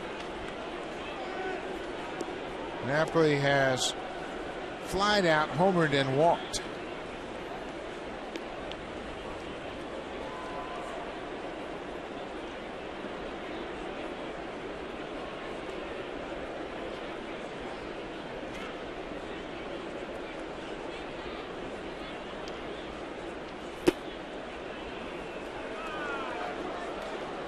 Three and 0.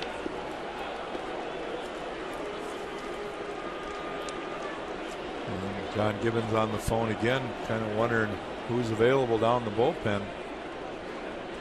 See Pat Henkin going to try to get somebody going. Ishmael Rogers pitched on Saturday. Threw 18 pitches in 2/3 of an inning, and he gave up a couple of runs on 2 hits. Napoli, big high swing, and he has done it again. Mike Napoli, a monstrous home run into the restaurant in deep center, his second of the night.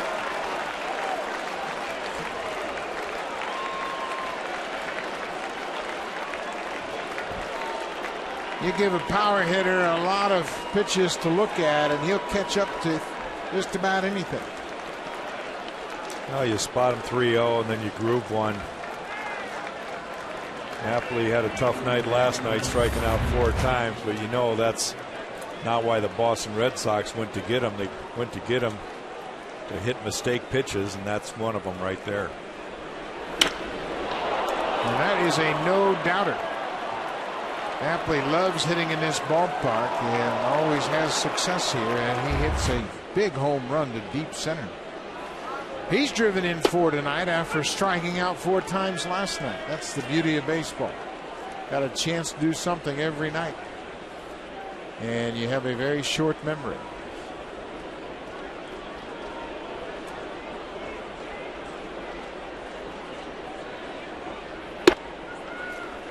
Daniel Nava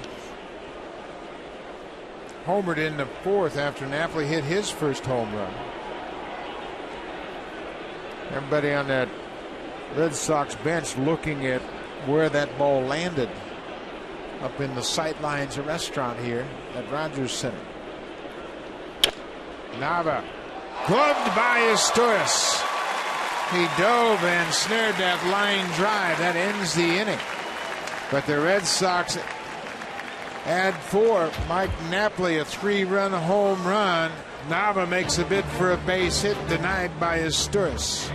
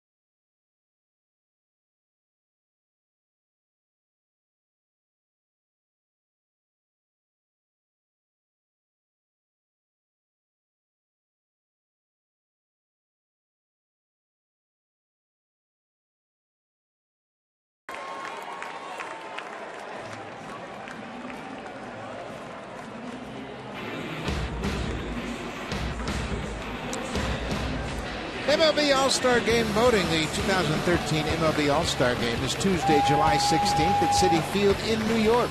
Make Jose Bautista, J.P. Arancibia, Brett Lawrie, and Edwin Encarnacion starters for the American League team. Fans are allowed to vote a maximum of 25 times per email address. Vote early, vote often. Vote at BlueJays.com.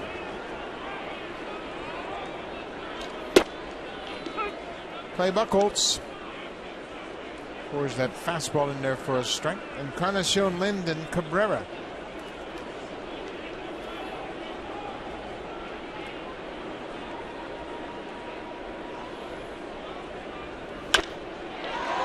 Center field, Ellsbury's got room. 1 down.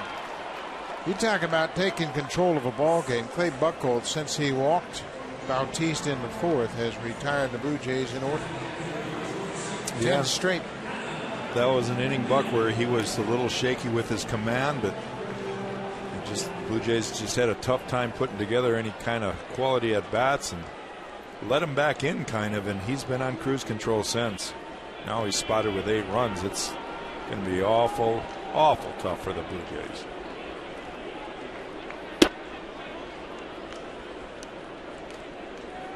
Adam Lind.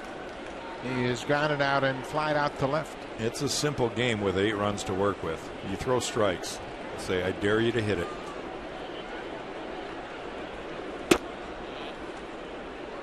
He missed with that cut fastball. Buchholz has 92 pitches, not an alarming number. He has thrown at least 94 in each of his starts. His season high is 113. That came in his second start against the Orioles. But as we mentioned, he has pitched at least 7 innings in each of his starts. Yeah, and given up 2 or fewer runs in all 5 of them. So that'll work. That's working real well. The only hit came off the bat of Munenori Kawasaki with 1 out in the 3rd. Buchholz walked Rasmussen the 1st with 1 out, and then Bautista leading off the 4th. The only Blue Jays base runners.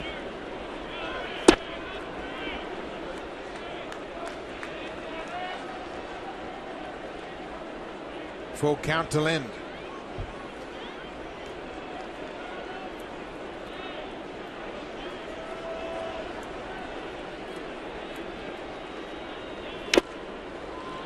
Got a piece of it.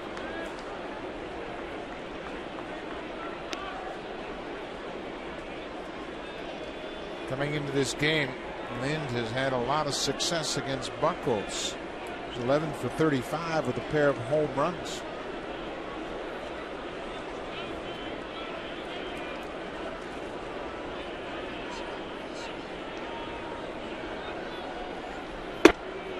Off the plate, Buchholz walks Lind. That's the 3rd walk he's allowed tonight.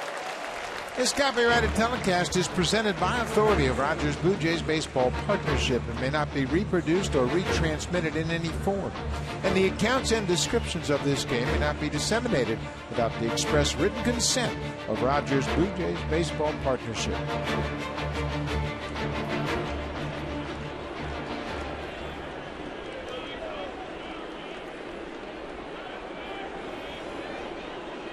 One out, Melky Cabrera, the left fielder. There's a ball ripped down the right side. That's going to go up against the wall. Lind is headed for 3rd. Cabrera is headed for 2nd. He better hurry. And he is out by a mile. Daniel Nava played it perfectly and threw out Cabrera with a 1-hop strike to 2nd. Got to round that base and look up and see that throw on the way to 2nd and shut it down. No question right there. Nava just playing it perfectly. It creamed right back to him. He threw a perfect strike to the shortstop. Cabrera hit it hard, but he's out easily at 2nd. J.P. Arancibia, a couple of ground ball outs to the shortstop and a big wild swing.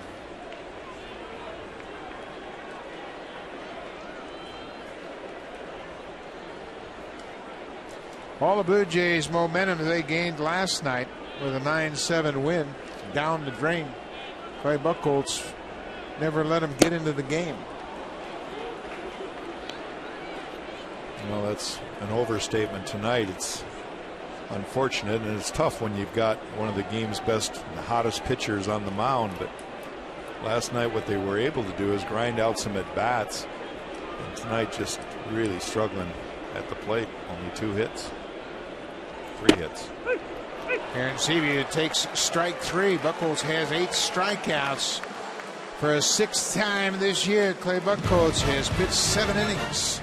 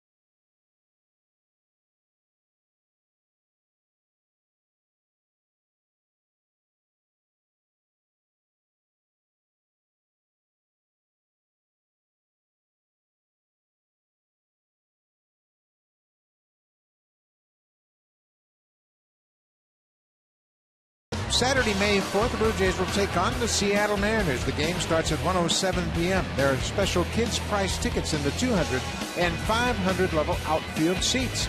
After the game, kids 14 and under can run the bases just like the pros. Call the Blue Jays for tickets at 416-341-1234. Log on to BlueJays.com and stop by most Rogers Plus locations to pick up your tickets for Junior Jays Saturday. New pitcher for the Blue Jays will be Justin Germano, making his Blue Jays debut up from AAA. He was 3-1 in AAA. And you can see that he had a lot of run support. They hit him hard down in AAA. He gets ahead of Will Middlebrooks with a curveball. Well, his role here in Toronto right now anyway is to fill in, whether it be late in the game to try to get a few innings and eat up a few innings, or early in a ball game that might be a blowout. That's his role right now. And he strikes out Middlebrooks on a good curveball.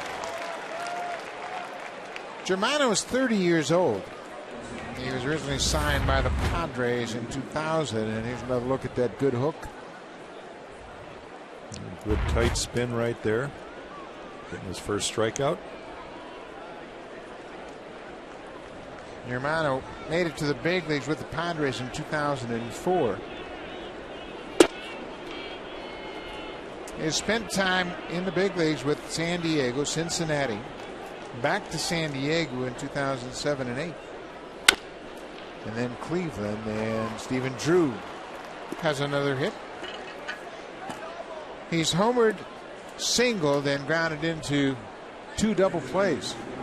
Kind of a mixed bag for the Red Sox shortstop tonight.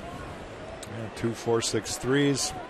That one found the hole to the left of Meister Asturias.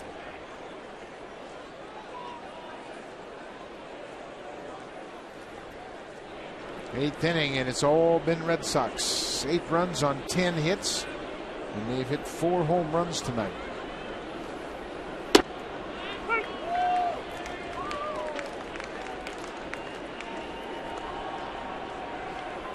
Germano split the time last year between Pawtucket, the AAA affiliate of the Red Sox, Boston, and the Chicago Cubs. He appeared in just 1 game with the Red Sox. Pitched in relief. With Chicago, he made 12 starts and ended up with a 2-10 record.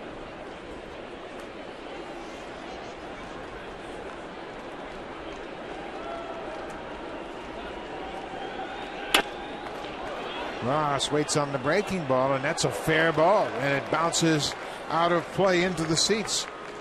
Ross was standing at home plate, not sure that that ball was going to stay fair. Looked like he expected it to hook foul, but then he saw at the last moment how the ball had straightened out and landed about 3 feet inside the foul line. He stays back and hits that breaking ball down the left field line, and it hooks and bounces out of play for a ground rule double. Ross's first hit of the night, his first double of the season.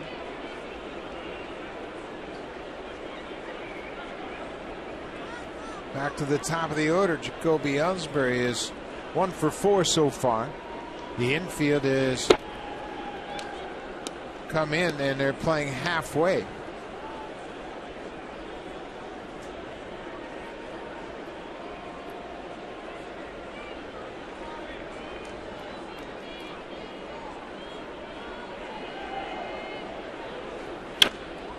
Ellsbury fouls it out of play.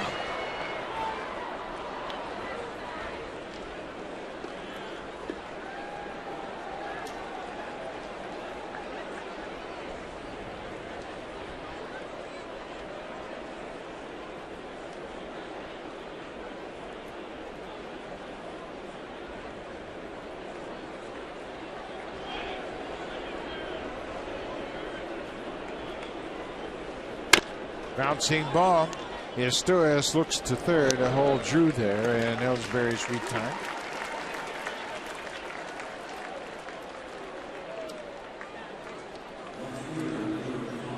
Well, now they can move on back to normal playing depth, the infield for the Blue Jays.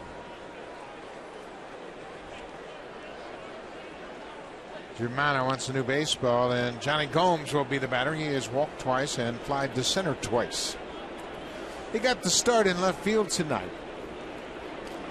Mike Karp started in left field last night, and Gomes came into that ball game as a pinch hitter and hit a home run. Yeah, after Karp had hit a home run the previous at bat, but tonight the numbers are good against Mark Burley, so that's why he got the start.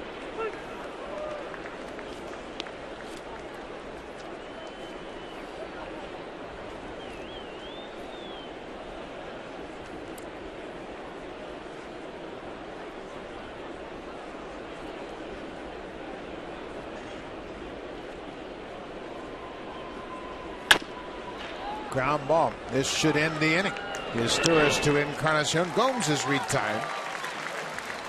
So we go to the bottom of the 8th. The Blue Jays are down by 8. Now it's time for a Blue Jays Central update. Here's Jamie Campbell and Craig Zahn in the Blackberry Broadcast Studio.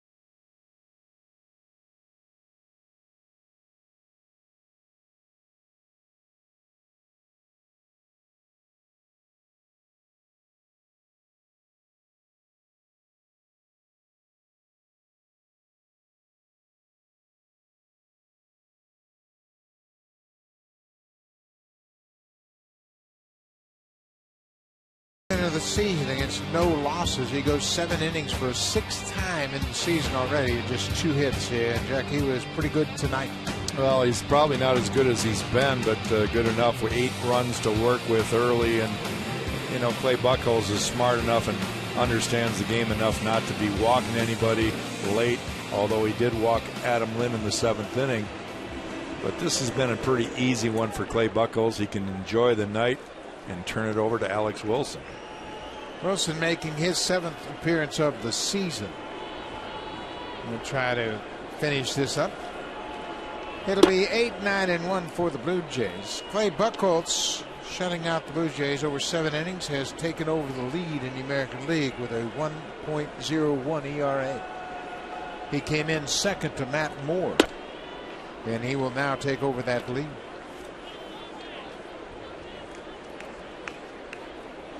Buchholz did exactly what a good pitcher does when he is not 100% locked in. He just battled and continued to use all of his pitches very effectively.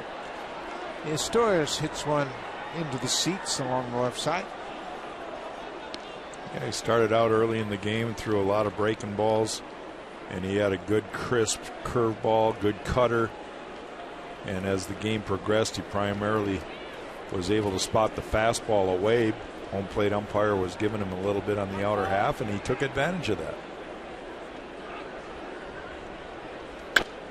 Another pop-up, another ball out of play. Yeah, Buchholz, like we said, this is not a surprise. Obviously, he's off to a great start at 6-0, but a couple of years ago, he was 17-7 with a 2.33 ERA. Yeah, he's been there before. This is not something new for Clay, and you kind of feel like he sniffs something special. Yeah, he's looking to improve his record here in this ballpark to 7-2. He's been a guy that has always pitched well here at Rogers Center, which has been thought to be a hitter's ballpark. He has made now 10 starts at Rogers Center and is in line for his 7th win. Torres serves one into center. It's a base hit off Alex Wilson. Craig Buchholz was in the driver's seat. 8 strikeouts tonight, and he used a combination of pitches to rack up those strikeouts. There's the good breaking ball, the curveball. There's a fastball that's tailing away. See the out backdoor fastball. Another good curveball. Another good curveball. Fastball tailing away from the left-hander, and then a spot and a fastball. Tremendous movement late in the game with his fastball sinking back across the plate.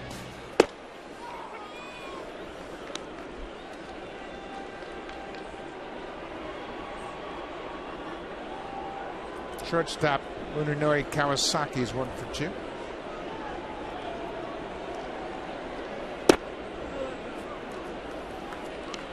It's interesting how Buchholz got more movement as the game went on. He just kind of relaxed and allowed that ball to do its natural thing. That's exactly what happens when you do relax. When you muscle up early in a game, you feel like Superman, you're strong, and the ball tends to straighten out.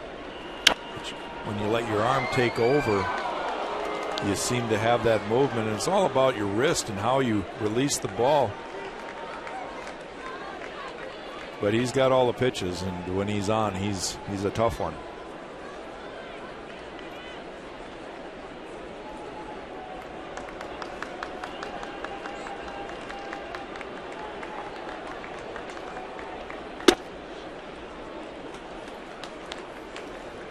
Two balls, 2 strikes, Alex Wilson in relief. Wilson is a rookie getting his first taste of the big leagues.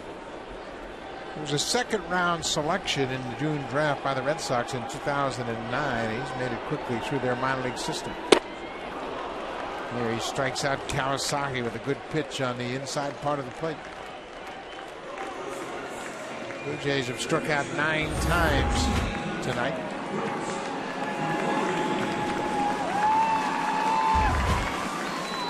Mentioned the strikeouts, and that's a theme that has been circling around the major leagues. Boy, has it ever.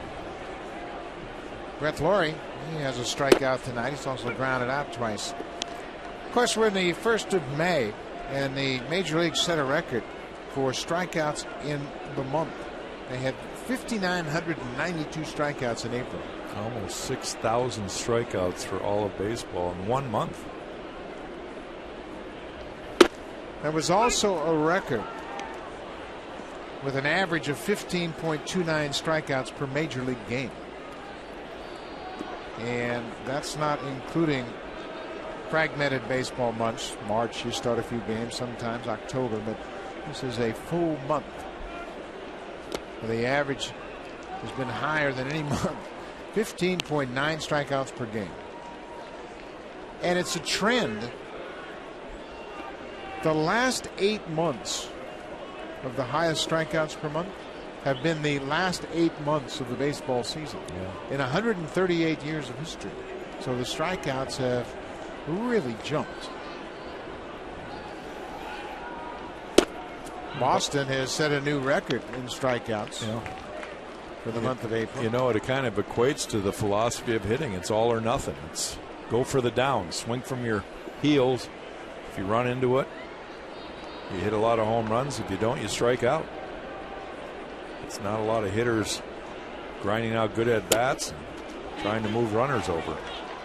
Is that an easy way for a pitcher to work? If you were pitching a game today? Boy, I'd love it. I'd love to have everybody swinging for fences because they expose themselves. There's a lot more holes when guys swing hard. Granted, you're going to make mistakes and they're going to run into a few, but you can also really mess with a hitter when they're swinging that way. Full count to Brett Laurie. Red Sox have an 8-0 lead. Laurie hits it hard on the line. That's going to get down and go past Ellsbury all the way to the wall. Pistorius is being waved around third. Laurie is headed for third, and he'll get there with a slide. The Blue Jays are on the board. Brett Laurie with his first triple of the season.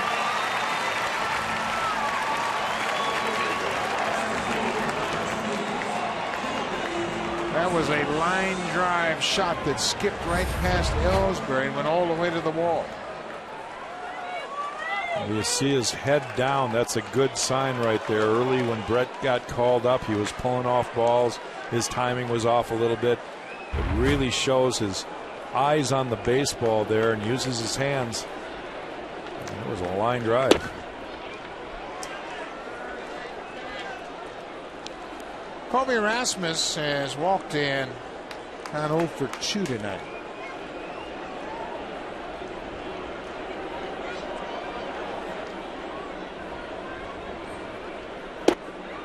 Wilson throws a strike. Brett Laurie has extended his mini hit streak to 6 games with that triple.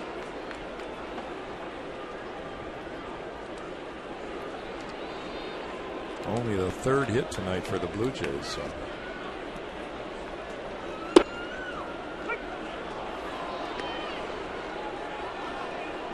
One and 2, 1 out.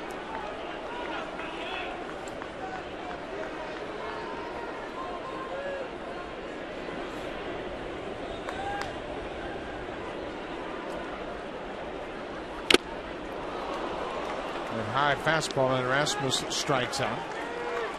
Second strikeout of the inning for Alex Wilson.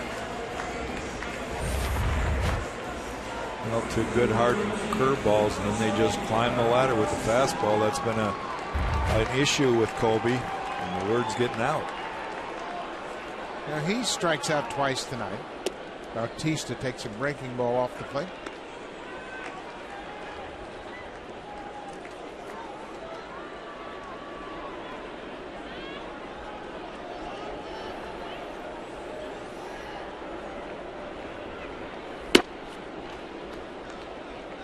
Two and out. And David Ross is going to go try to help out his young right-hander. Wilson is 26 years old. Former second-round pick of the Red Sox, as we mentioned. Worked mostly in relief last year in AAA Pawtucket. He made 3 starts, appeared in 40 games overall. And Bautista has got the count in his favor, 3-0.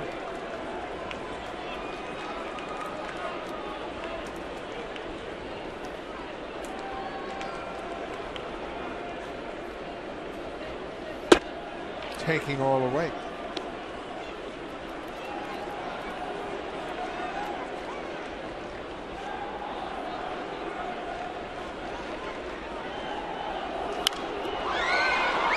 Good grip at that high fastball, and he fouled it into the seats. Well, right there, Bautista knows he's got to throw a fastball. And he takes a healthy hack at it, but ball's up just enough to get by him.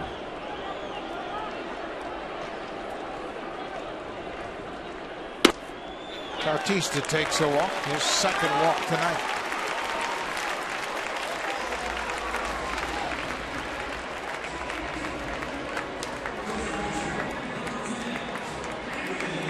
You got right-hander Clayton Mortensen warming up now. Obviously, John Farrell would like to get through this game without bringing in anybody else from the bullpen, but he may make a move right here. Looks like he's already made the call. Alex Wilson will turn the ball over to the manager. It'll be Clayton Mortensen on when we come back. Blue Jays have a pair on for Edwin Encarnacion.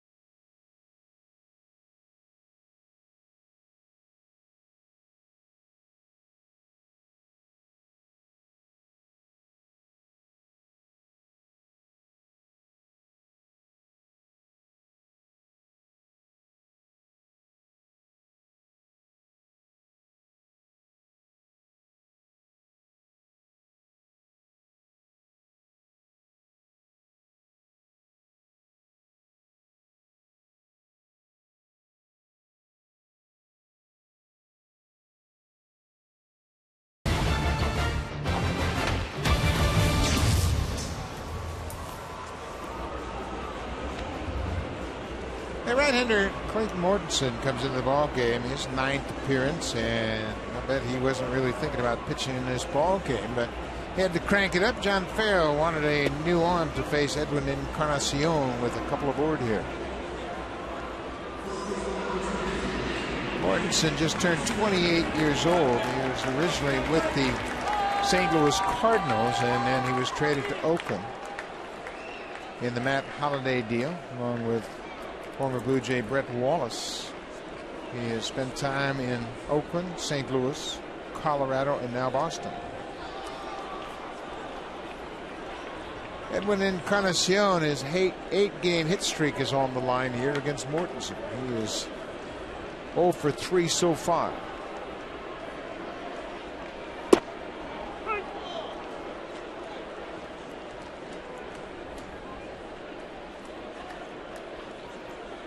Mortensen last worked against the Astros on Sunday.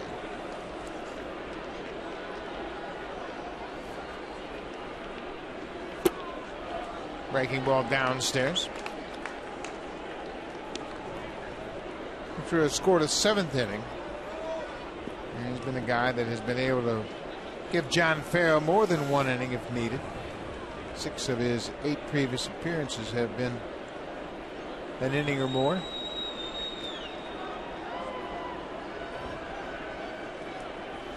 Way outside. Well, he made a great point. John Farrell, he didn't want to go too deep in his bullpen here. And Mortensen now falling behind Encarnacion. He was kind of hoping that maybe Alex Wilson could breeze through the final 2 innings of this game. Troy Lavello, the bench coach for Farrell, formerly with the Blue Jays.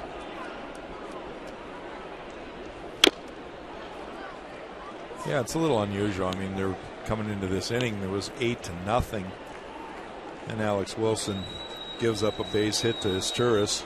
Then he strikes out Kawasaki, and Brett Laurie battles a good at bat, gets a triple, drives in a run, comes right back and strikes out Colby Rasmus for the 2nd out, and then walks the guy. And John Farrell in a little bit of a panic mode. Says, well, that's far enough. Wilson had just 6 innings of work prior to his appearance tonight.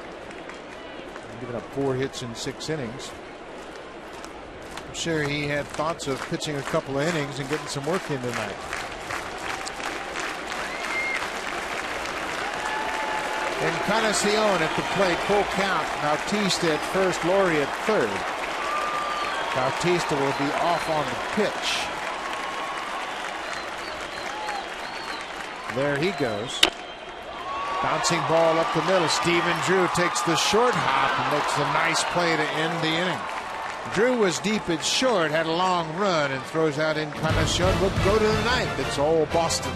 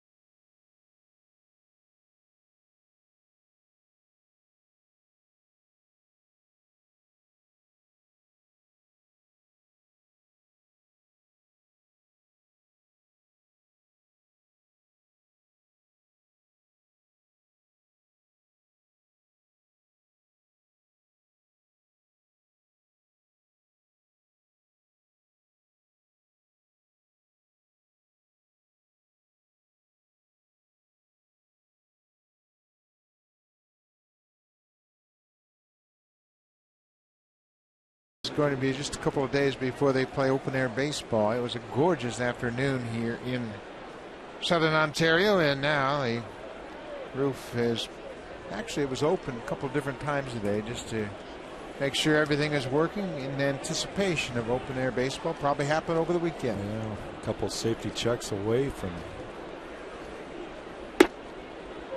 Maybe that'll change the Blue Jays' luck. Dustin Pedroia singled and scored in the 7th.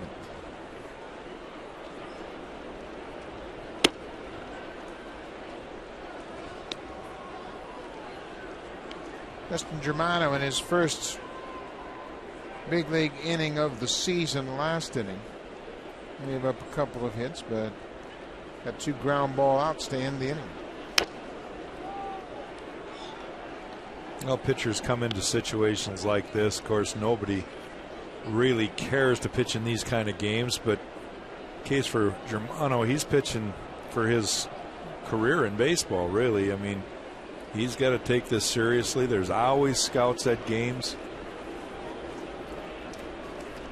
There's been a lot of pitchers come up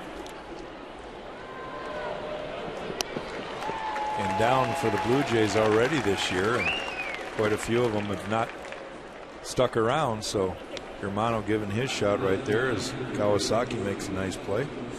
Germano was a starter in AAA, and he was brought in to provide some depth and insurance, and now he's getting a chance. We mentioned he went 3-1 in 4 starts in AAA.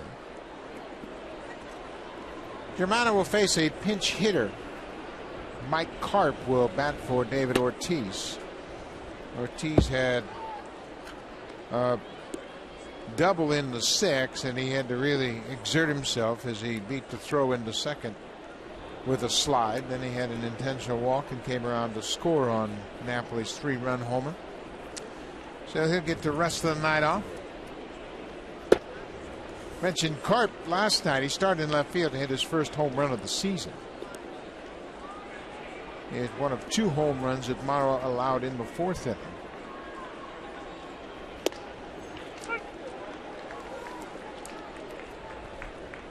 Done a good job for the Red Sox. He's off to a good start, 11 for 24 with a homer and 6 RBIs.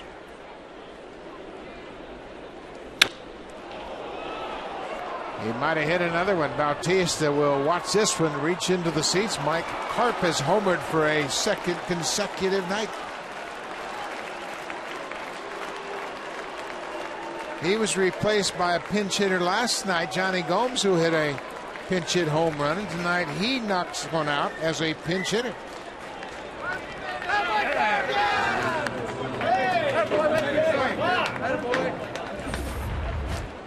All fun in the Red Sox dugout tonight.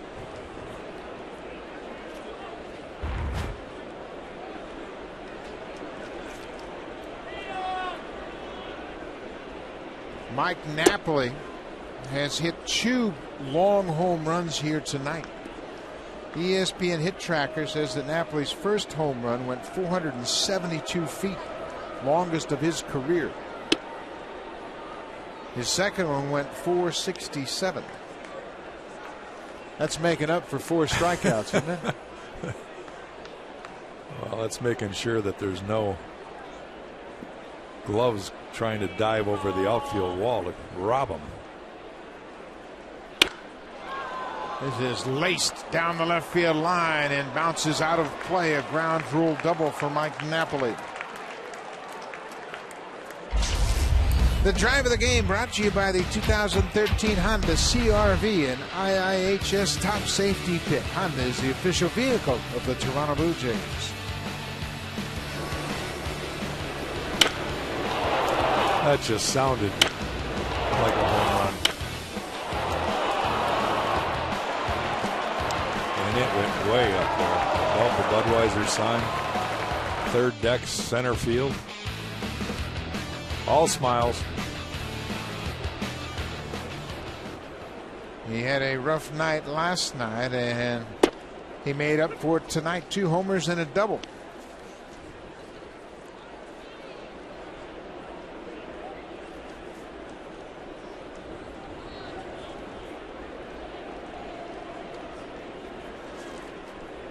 He has 11 total bases with the walk.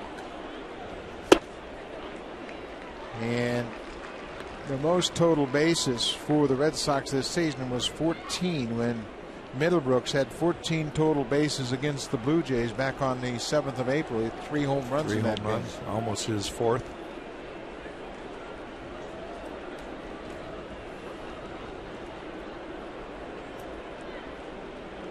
Daniel Nava is homered tonight.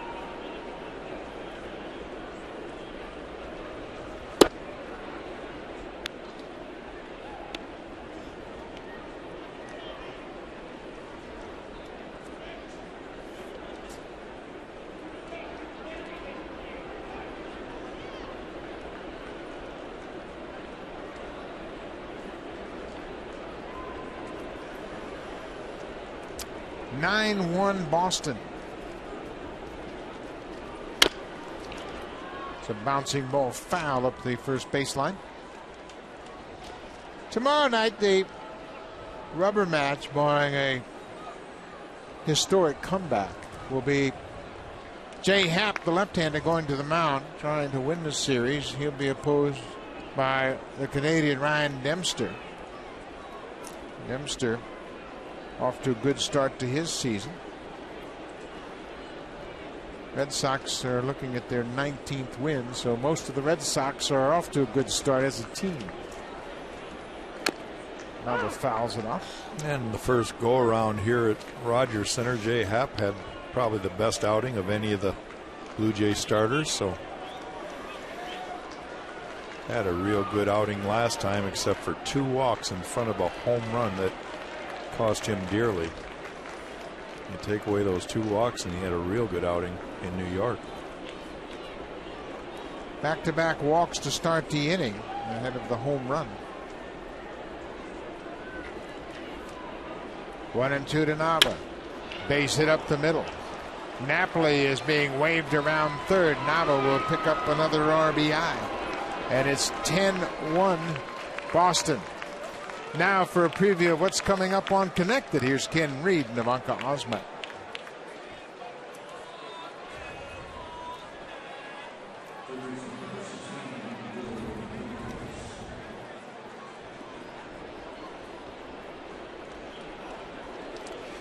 Boston with 10 runs on 14 hits, and they've hit 5 home runs. They have enjoyed their time at Rogers Center.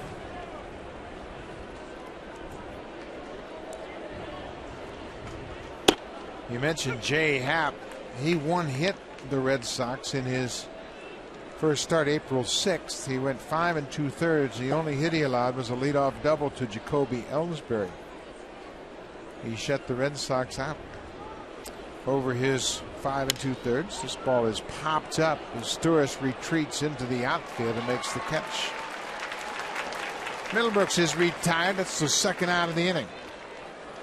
Well, Buck, you look at the runs they scored last night in the losing effort, where the Blue Jays had a little life in them. They also gave up 7 runs last night, so 17 total runs here in 2 games. And you wonder why a team's in first place. Well, in the last game they played here on the 7th of April, they scored 13 runs on 15 hits and hit 6 home runs. And there's another base hit. Stephen Drew has a 3-hit night. And Drew got it all going with a 2-run home run in the second. He picks up his 3rd hit of the night.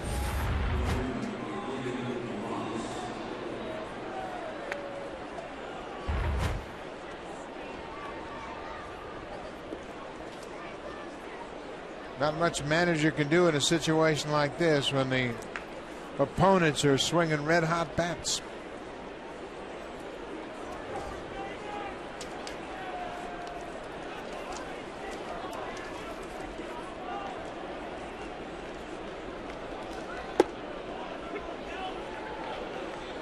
I mentioned the 13 runs the Red Sox scored. That's their season high. That was on the 7th of April.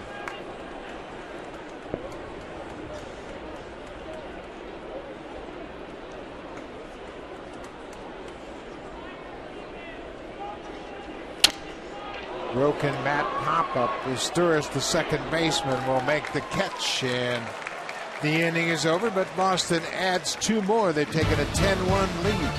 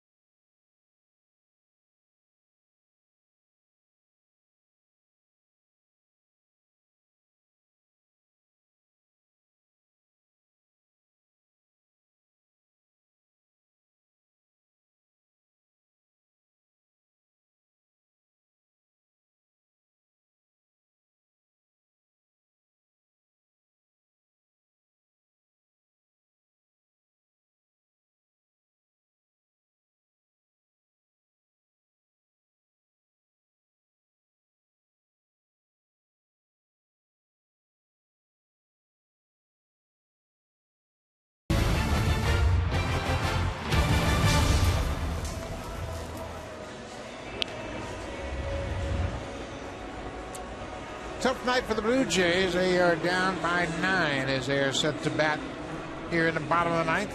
Boston leads it 10-1. Blue Jays have been out hit 15-4.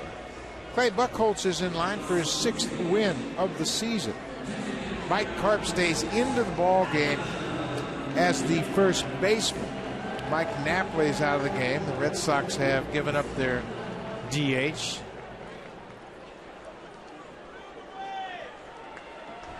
So the pitcher is now batting in the 5 spot in the lineup. Not that that's an issue. Adam Lind will lead things off. Clay Mortensen came in to end the 8th inning. They got Encarnacion to ground out the shortstop. Alex Wilson went 2/3 of an inning. He was charged with 1 run.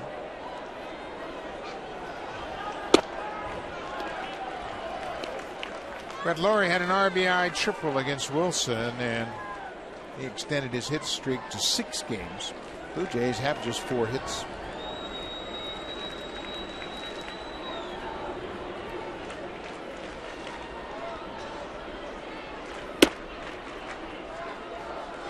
Three and 0.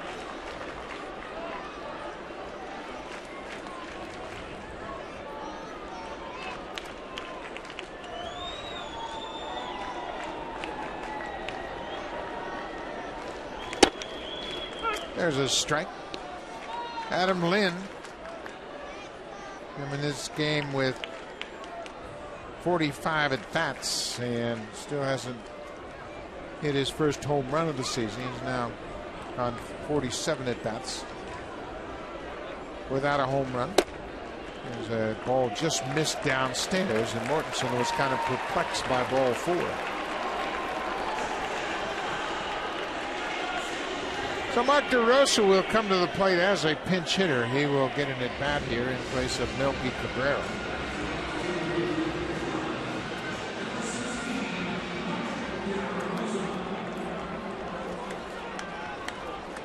DeRosa got the start on Saturday at Yankee Stadium.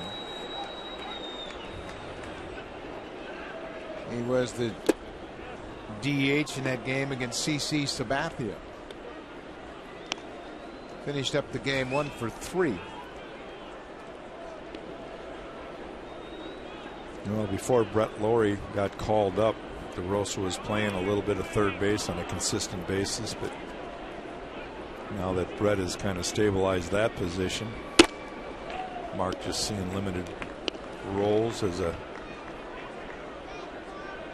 spot starter once in a while. He gets a start and a few at bats like these kind of situations.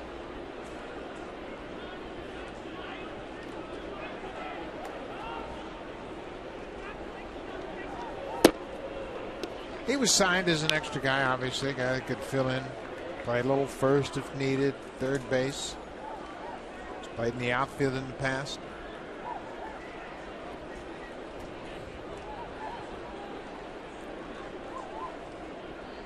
Two and one, nobody out.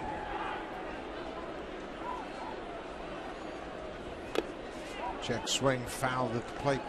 DeRosa was the one that suggested that players get together and have a players-only meeting in New York for the game on Sunday. And he said, you know what, I've not been in this situation before where you come to the ballpark and expect to lose, expect things to go wrong. And he thought it was time to talk about it. As a veteran guy who new to the ball club, he kind of wanted to, in some ways, I think, just test the guys and see how they respond. They came out and played a pretty darn good game last night.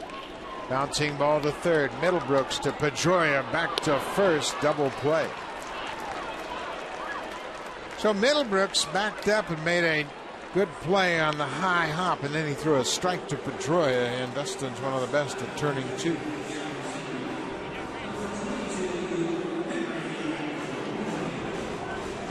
So Henry Blanco will get an at bat.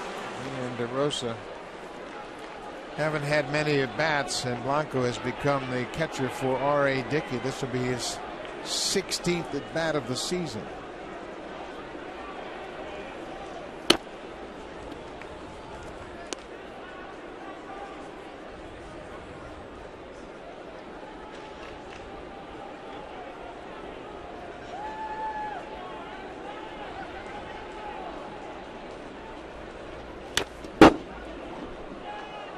Ball on the strike. Blue Jays haven't made it official, but it seems as though R.A. Dickey's in line to start on Friday. It was thought that maybe Josh Johnson could make that start. He might start on Saturday, but Dickey in some websites has been listed as the starter to open up the series against the Mariners and Felix Hernandez. And quite honestly, his knuckleball's gotten better. Yes, it has.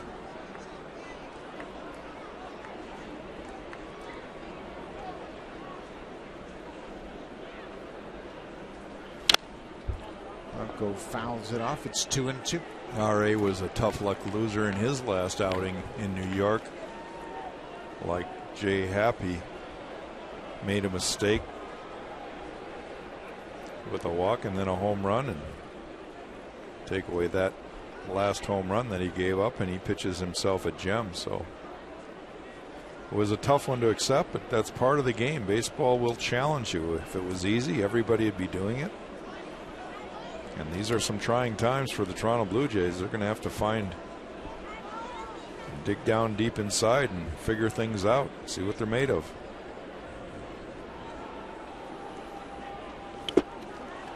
Blanco strikes out, and that'll end the ball game. The Blue Jays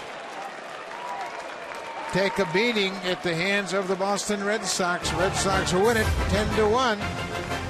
Eastern Ontario, stay tuned. You'll be watching Connected. Special Canucks Connected on Pacific. Great soccer action coming up on 1 and West. Thanks for watching. We'll be back for the rubber.